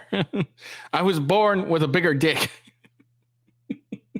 I'm actually supposed to be black from the waist down. I was born with a bigger dick. Where's my penis affirming care? I mean, he's got a point there. Nowhere else in the world do we nowhere else in the world of medicine do we do this where we gender affirm anyone else or affirm anyone else's care. If you're short, you're short. Yeah, now you can get surgeries to increase your height and shit, but you don't say that's affirming care. Honestly, I'm sure if anyone hears that, they'll call it what it is, insecurity. You're insecure of your height, so you want to change it. Simple as that. But somehow cutting off your dick, cutting off your tits, that's gender affirming care. Okay. Trans people commit suicide at a higher rate. That's sad. Nobody should kill themselves. I would hate for anybody to kill themselves. They say that's because they're picked on for being trans. I don't know why anyone's ever had the argument that perhaps they have a mental instability before this trans stuff, and that's why they're more prone to suicide in the first place. Seems like an obvious explanation. Seems like an obvious explanation. I don't think it's normal That's too obvious, Andrew. to want to mutilate themselves. I think if someone would come to me and say, I really want to cut my hand off, I would think they had a mental illness. Why? Don't like it. You don't like it. I don't like my hand. I don't want it. I would think that's very concerning. So I really, truly feel sorry for any young people who fall for this. I don't blame them. I think it's a massive psyop. And I think if you fall for it, you're going to be miserable forever. And one more point I'll make on this whole thing I found very interesting. I'm a professional fighter, so I spent a lot of time in Thailand when I was fighting. Kickboxing was big over there. And I've always thought, no one's ever mentioned that Thailand has a bunch of ladyboys, right? But if you say to a ladyboy, are you a man or a woman? She goes, I'm a ladyboy. What's that? I'm a man, but I'm a ladyboy. They don't see themselves as women in the real sense of I am female. Right. They don't want to compete against women in sports. They don't want to pretend they can have kids. They don't talk about having periods. They're like, oh, I'm a ladyboy. It's kind of like in between. It's got its own thing. India has the same. Yeah, it's fine. Nobody over there is genuinely arguing that they are actually female. Only in America are we doing that. And that's what's the craziest thing of all. Even if you truly, truly believe you need to change gender, and you truly believe it's the right path for you, and you believe you're not being psyoped, and you believe you're going to be happy, and you believe you need to mutilate yourself, that's all fine. But then to come along with the hubris and arrogance to tell me that I have to pretend you're something you're not, Yes, biologically. that's right. That's absolutely not arrogant. You can't tell me what I have to call you, right? I'm allowed to come to my own conclusions and opinions. And the whole point of being a human is that we've gone through life long enough to identify patterns. Imagine humans didn't identify patterns. One person went and got ate by the lion. You watch it happen. Then you go for a turn. Like, no, you work out over time. Don't go near the lion, right? If I look at a person who's 6'4", muscularly built, right, with a big jaw and a beard, my brain and my life experience tells me that's quite often a man. That's Very often it is. very often. That's the conclusion I've come to. To come along and say, no, because I've decided to do X, Y, Z, you have to ignore all of the patterns you've identified throughout your entire life and everything you believe to be true. You have to throw away all the science in your entire worldview and everything about how you view the world. You have to eject that from your brain and call me what I want to be called is extremely arrogant. And if I went through the world and said everyone had to call me King Andrew, they'd tell me, shut up. Why? If they can get called whatever they want, I should be able to get called whatever I want. I want to be King Andrew, #1 savior of Earth, climate change activist. That's what I want to be. And if anybody calls me anything else, they're a bigot. That's what we do. We go down that path. I'm going to make sure that my title is good. Lord of all lands, Lord of all beasts of the land and fishes in the sea. The most honorable man who's ever lived. The fastest human alive. Who cares? Doesn't matter that I can't run fastest. It doesn't matter, Tucker. I'm the fastest human alive. You must affirm my belief. I'm the fastest man alive. Greatest man in show business. Sorry, Tucker. Best political commentator there's ever been. Let's just go down this path of insanity. Why not? Walk around with stickers on our head. Be great. Be fun. The scariest thing about all this stuff is that the world is still polarized to a degree because there's certain places in the world which are too close to baseline reality for survival, for any of this garbage to fly. You think you can go to Tajikistan where people are trying to eat and talk to them about gender and all this garbage? They're like, listen, you're a man. This needs doing. Shut up. Right? There's no time for any of that. So as the Western world is self-destructing in real time, there are places in the world where none of this crap is happening. So who's going to own the world in 100, 200 years? Like, it's still competitive to a degree. It's still bipolar. There's two sides to the world. I think that when men are men and women are women and we stop arguing about dumb shit, that society overall is more competitive. I don't know how America is going to maintain its influence over the entire planet when it's doing all this garbage. How long can this possibly last? Not long. Not long. It's like the fall of Rome. The fall of Rome, everything became decadent, endless sex and orgies. No one had enough faith in the state to join the army anymore. And people talk about barbarians destroying Rome. Rome was destroyed from the inside. That's what happens. And we're witnessing it in real time. And we have all these problems on Earth, and then they want to spend millions and millions of dollars on an investigation to prove that I'm a human trafficker of TikTok. It's clown world. It's nothing even makes sense anymore. This is a video from a recent Pride March in New York. I'm interested in your view of it.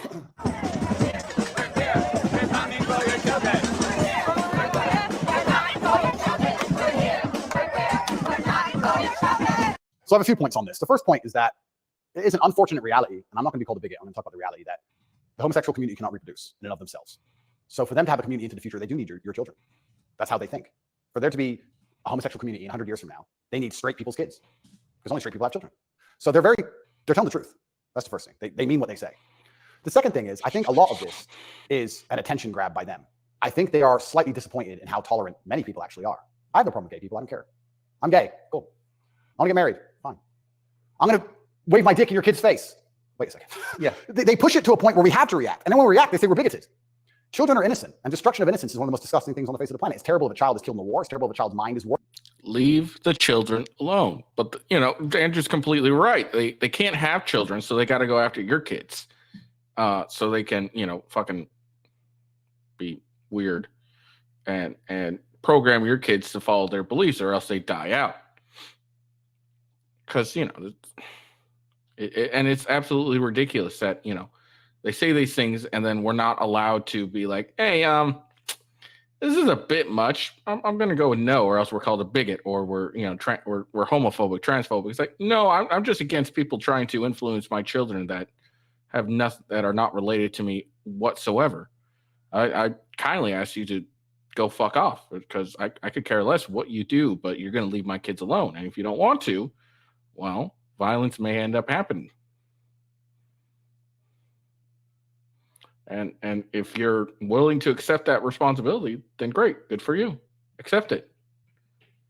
But don't come here and try to be all weird and try to, push your shit onto my kids. If I want my kids to believe any of this, I'll let it happen. But if I'm not going to let it happen, you can go fuck them right off. And I think that's what we really need to do nowadays. But it is what it is. Warped by any propaganda mechanism. They're innocent. What I don't understand is why, imagine heterosexual men walked around naked saying we're coming for the children. Someone gets shot. Absolutely. So why is it when for good reason? Completely. So as soon as there's a sexual orientation, they're completely protected. And I think that the whole point of having children as a whole is to instill them with your worldview. I know if I have children, I want them to be like me. We just talked about my last name and how I want them to honor me into post-death. Then I want them to be a representation of me, which means they should believe in my values and my creeds. Why is a group of people in New York walking around telling me what they're going to teach my kids and what my kids should believe? They're not your kids, they're my kids. Right. And that's what's so scary, because children are impressionable and children are raised by the state and the internet effectively, which is why they want me off the internet. But they'll let a lot of people stay on the internet that say a lot about a lot of things. I'll argue that if I was transgender, the American embassy would have told Romania they were bigoted and removed me pretty quickly. I would genuinely argue that point. They would say, no, what you're doing is abusive to the LGBT community. He must be removed from jail. Of course, immediately. Immediately. But because I'm straight and heterosexual, it doesn't matter. We're the class that suffers the biggest bigotry that possibly exists in the Western world today. I would actually argue that point. But they're saying this to be deliberately provocative. They're deliberately trying to upset people. They want to upset you so that when you talk against it, they can call you names and call you a bigot. And also, they mean what they say. And it's truly scary. I'm obviously a Muslim. I'm Islamic. What most people don't understand about a lot of the Islamic world is that a lot of these things are outlawed, right? But people say, so gay people can't go there. If you go to Dubai, you will see gay people. You can, if a guy wants to be gay, do whatever he wants to do with a full-grown man in his own house. I don't care. And you can tell. You might have a waiter who's gay, whatever, etc. The only reason it's outlawed is not to stop a full-grown man being a full-grown man and doing what he decides to do. It's outlawed to prevent it bleeding into society and affecting the culture where the children are affected. That's why it's outlawed. And I'm not saying it should be outlawed in America, but what I'm saying is, if you're not going to protect the innocence of children from any ideology, and if the ideology is deliberately targeting children because children are more impressionable and more capable of believing in things which simply aren't true, perhaps a man looking like a woman or vice versa, then that is a dangerous ideology that should be very closely examined. Well, if you're not going to protect children, or if you're going to encourage women to fight your wars, why have a society in the first place? Well, this is another Isn't the whole point of society to protect women? You know what's really interesting? I argued this point once. They were talking about how the West is a patriarchy and it's so terrible to be a woman in the West. I'm like, well, where's better to be a woman then? If it's not the West. Please tell me. Pick another country besides America where you'd rather be a woman. It's garbage to begin with. But you're saying, oh, America's a patriarchy, and Americans are all misogynistic, and men are so bad, and women have been oppressed since the beginning of time. It's always been a patriarchy. If that's true, why don't women fight our wars? Think about it. We can get the women of our country and the women of another country and let them go die in a ditch. And us men can just sit around being patriarchs. Why do we have to go die? Why do we have to go get our legs blown off? No, because we're patriarchy. Women can go suffer. Or do the women get to stay at home and we go suffer? How is that patriarchy, right? So that's garbage to begin with. But I think, genuinely, to go back to that point, any ideology which is waking up and saying our worldview is so extreme, the only way we can truly ensure it exists into the future is to find the most susceptible people on the planet to program and attack their minds, children. I think that's a destructive ideology and should be very closely looked at. And it doesn't matter if it's LGBTQ or anything else. I think if you sit children down and pump propaganda into their brain, and that's the only way you can get what you want, then there's probably something wrong with your ideas, because you're afraid to challenge them with a grown adult. You don't want a fair fight. You understand? They don't want a fair fight. They want to sit with a child who has no idea what he's talking about and tell him that men are women and women are men, vice versa, and just completely confuse the poor child because they don't want a fair fight. Yeah, absolutely. You can be, children are far more impressionable. You get an authority figure, an adult, tell them these things, they're going to like, okay, that makes sense, I guess, because they're children. They don't know any better. So absolutely, they go for the weakest among us to push their ideology, and by the time we actually pay attention, and realize it, we're fucked. It is what it is. What can you do? But what you can do is continue to fight against it. Like, no, you're not teaching my kid this. No, you're not talking to my kid about this. No. Go fuck yourself. I don't give a shit what you think. You're not talking to my kid about this. Go away. That's what we need to start doing. Fight against a rational adult. And that's scary. It doesn't seem a huge improvement over, say, ISIS to me. Absolutely. That's how do you convince somebody to blow themselves up? Well, you find a young man, teenage boy, and you program his mind. And it's exactly the same thing. They don't try and convince an older man to blow himself up because he's going to sit there and go, why don't you blow yourself up? And then there's an argument. You go find a young, susceptible person, right? And that's what's so scary about all of it. And it's also kind of funny that like this whole LGBTQ thing is also linked to the patriarchy, also linked to all this other garbage and all these other false narratives and false ideas. And it's these people who are attacking me saying I'm dangerous for women because I'm a misogynist. You're dangerous for women for pretending men are women. You're more dangerous for women than I am. I'm saying a man's a man's, a woman's a woman. You're saying that if I put a wig on, I could go punch women in the face in the boxing ring. Who's dangerous for women? That's insanity. And again, they have no virtue at all. They just weaponize garbage and attack you with it. But I do think that children have to at least be the bottom line for society. That's the future. And if you have children at home, you're raising them. And if you struggle to feed them, the government doesn't care. They are yours, and they're your problem and your responsibility. And you deal with all of the stress and all the worry of them being out late at night and all the responsibility of taking care of them. And you went through hell for them to exist. You don't owe their minds to anybody else. You don't owe it. So there has to be a point where you stand up and say, no, I raised this child. It's my child. It's my child. It's not yours. Absolutely. What do you make of Julian Assange? I think that it's crazy. It's the number one way to shut up the BBC, that's for sure. Say, oh, you're a journalist. You care about journalism, do you? You care about fair, independent story. Why is Assange in Belmarsh? Very interesting. What do they say? They don't answer. They try and change subject. They always do. I did it.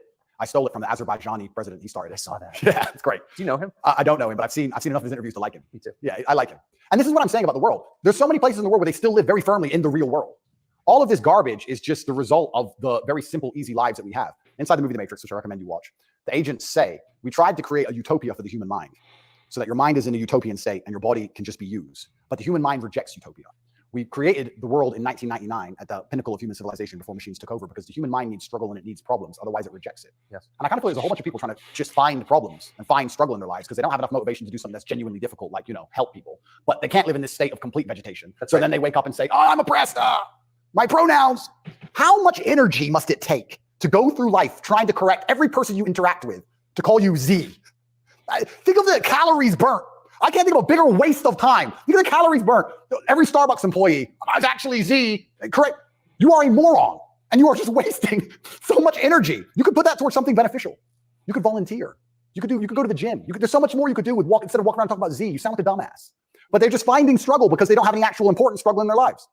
And that's why it only exists in the decadent West. Do you think the coming famine will change that? Absolutely. I would argue that when the famine comes, I think all these feminists will look for a strong man of resource who is stoic, who has a good network, who's capable and important and respected. It's amazing how quickly feminism disappears. In fact, there's a podcast I did called Fresh and Fit. And I did this podcast in Miami, and I was arguing about gender roles with 7 girls.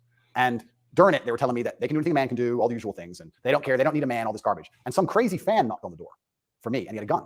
He knocked on the door. You should have seen the women, how quickly they became feminists when I had to go to that door. They all completely changed. Go. Oh, the feminism's out the window. There's no feminists on the Titanic. There's no feminisms in a famine. There's no feminists that... I have this clipped ready and going, so I'm going to bring it up. This is what he's talking about right here. Is he saying my name? Is he saying my name? I don't know who this guy is. No, my friend. What the fuck? I don't give a fuck. We're doing a fucking podcast, my friend. Get out of here. Chris, yeah, get the fuck out of here. How did he get in here? I don't know. Fucking weirdo. Wait, he's trying to fight you? He's trying to fight you? You ain't trying to fight me. He's trying to say hello to me. He doesn't want to fight me. I think he just said he's trying to fight you. No, it's not a fight. I just want what the fuck does he want? I thought he just said he's trying to fight.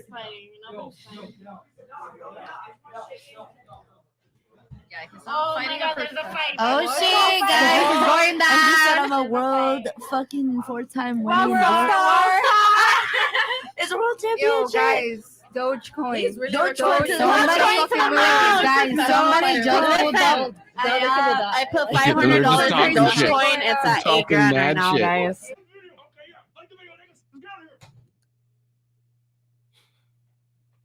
What the fuck? That was random as hell. But yeah, that's what Andrew Tate was talking about. And it's funny as hell. Those chicks are just standing there talking mad shit. And then he's like, no, I'll take care of it. War. Where's the feminists? Go to war, right? I remember when we did that very well-planned, very thorough evacuation of Afghanistan. And all the schools that we opened for women got shut down by the Taliban. And I was having this conversation with someone, and I was saying, okay, well, you're an Afghan man, right? You've been hired by the Afghan Defense Force, and America's now left. And you have a meager wage, and America's left, and the Taliban are coming, and you're standing outside of the school with your AK, and they're coming with whatever they've got. And you're looking at the school going, do I really want girls to go to school that bad? Not really. Just put it down, you walk off. And this girl's like, yeah, but it's really important. And I'm like, yeah, it is very important. I agree. Women should have education, the right to education. Completely agree. But you're also saying here that men should die for it, which is fine. I'm not saying that shouldn't be the case, but I'm saying that you should give men the respect they deserve for dying for your education. Because it's not the women who are going to defend that female school, it's the men. So if you're going to shit on men all day long and say we ain't worth anything until a war comes, and then you want us to go die? That's interesting. When the famine comes, the closer reality gets towards baseline survival, the closer we become towards our gender roles, because it's the only way we can be competitive. If you took 10 men and 10 women and stranded them on a desert island, the men would be men and the women would be women. If they didn't, they would die. That's the bottom line. And I think that if you look at history, since the dawn of time, men were masculine, and also men, by and large, were generally ruling the society, not in an oppressive way, but in a protective way. And I think that makes society most competitive. And my argument for that is that if you name any society since the dawn of human time, men were protecting women, providing for women, and basically in charge of the society. And these are societies that never met. So it can't be an idea that spread. The Ming dynasty and the Aztecs, they're pretty far away. But that's how society was most effective. And when feminists argue with me and say, we need a society run by women, so that's never ever happened. And if it has happened, they got destroyed so quickly, they never had a history. We can't even name one. So it's a brand new idea, which I'm not saying is a bad idea. I'm saying if it's a brand new idea, you can't tell me it's going to be better because it's never been tried, ever. So we're going to see. But what happens if it doesn't work?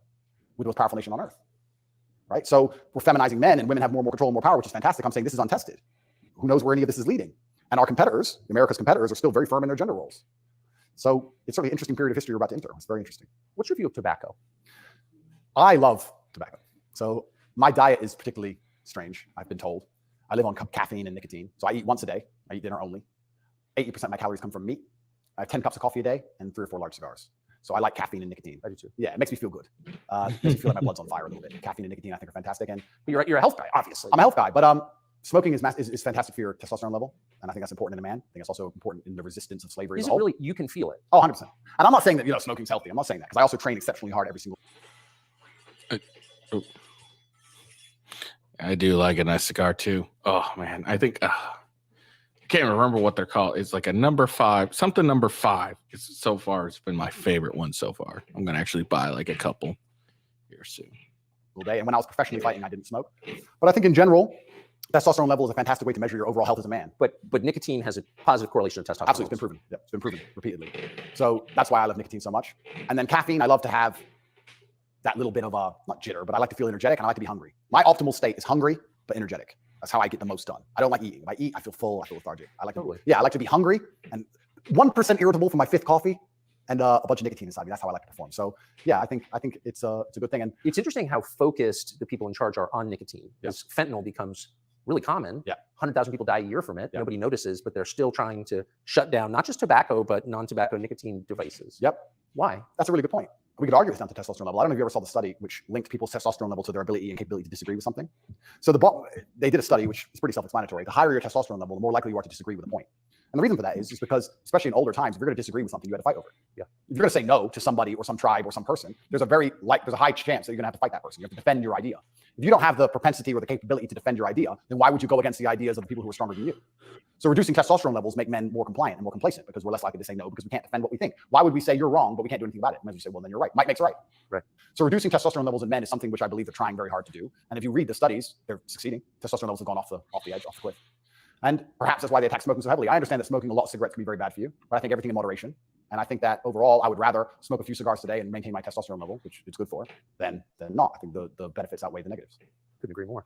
And my final question is about digital currency. Do you think it's inevitable, and what would its effects be?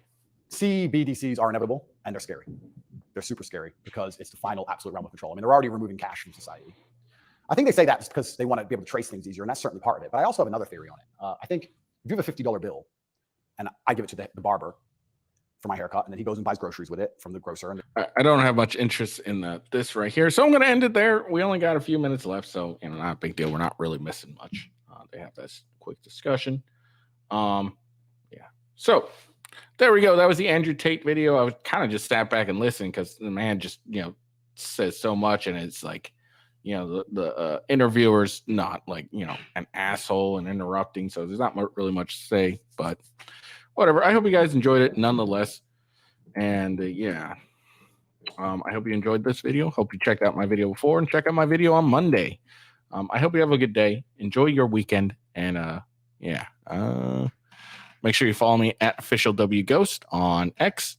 And then wherever you're watching this, please check out my Rumble channel. Rumble is the best way to go. It's starting to become more and more popular. I think the stock is going up, which is awesome. And I hope you have a good day. Peace out, and see you later.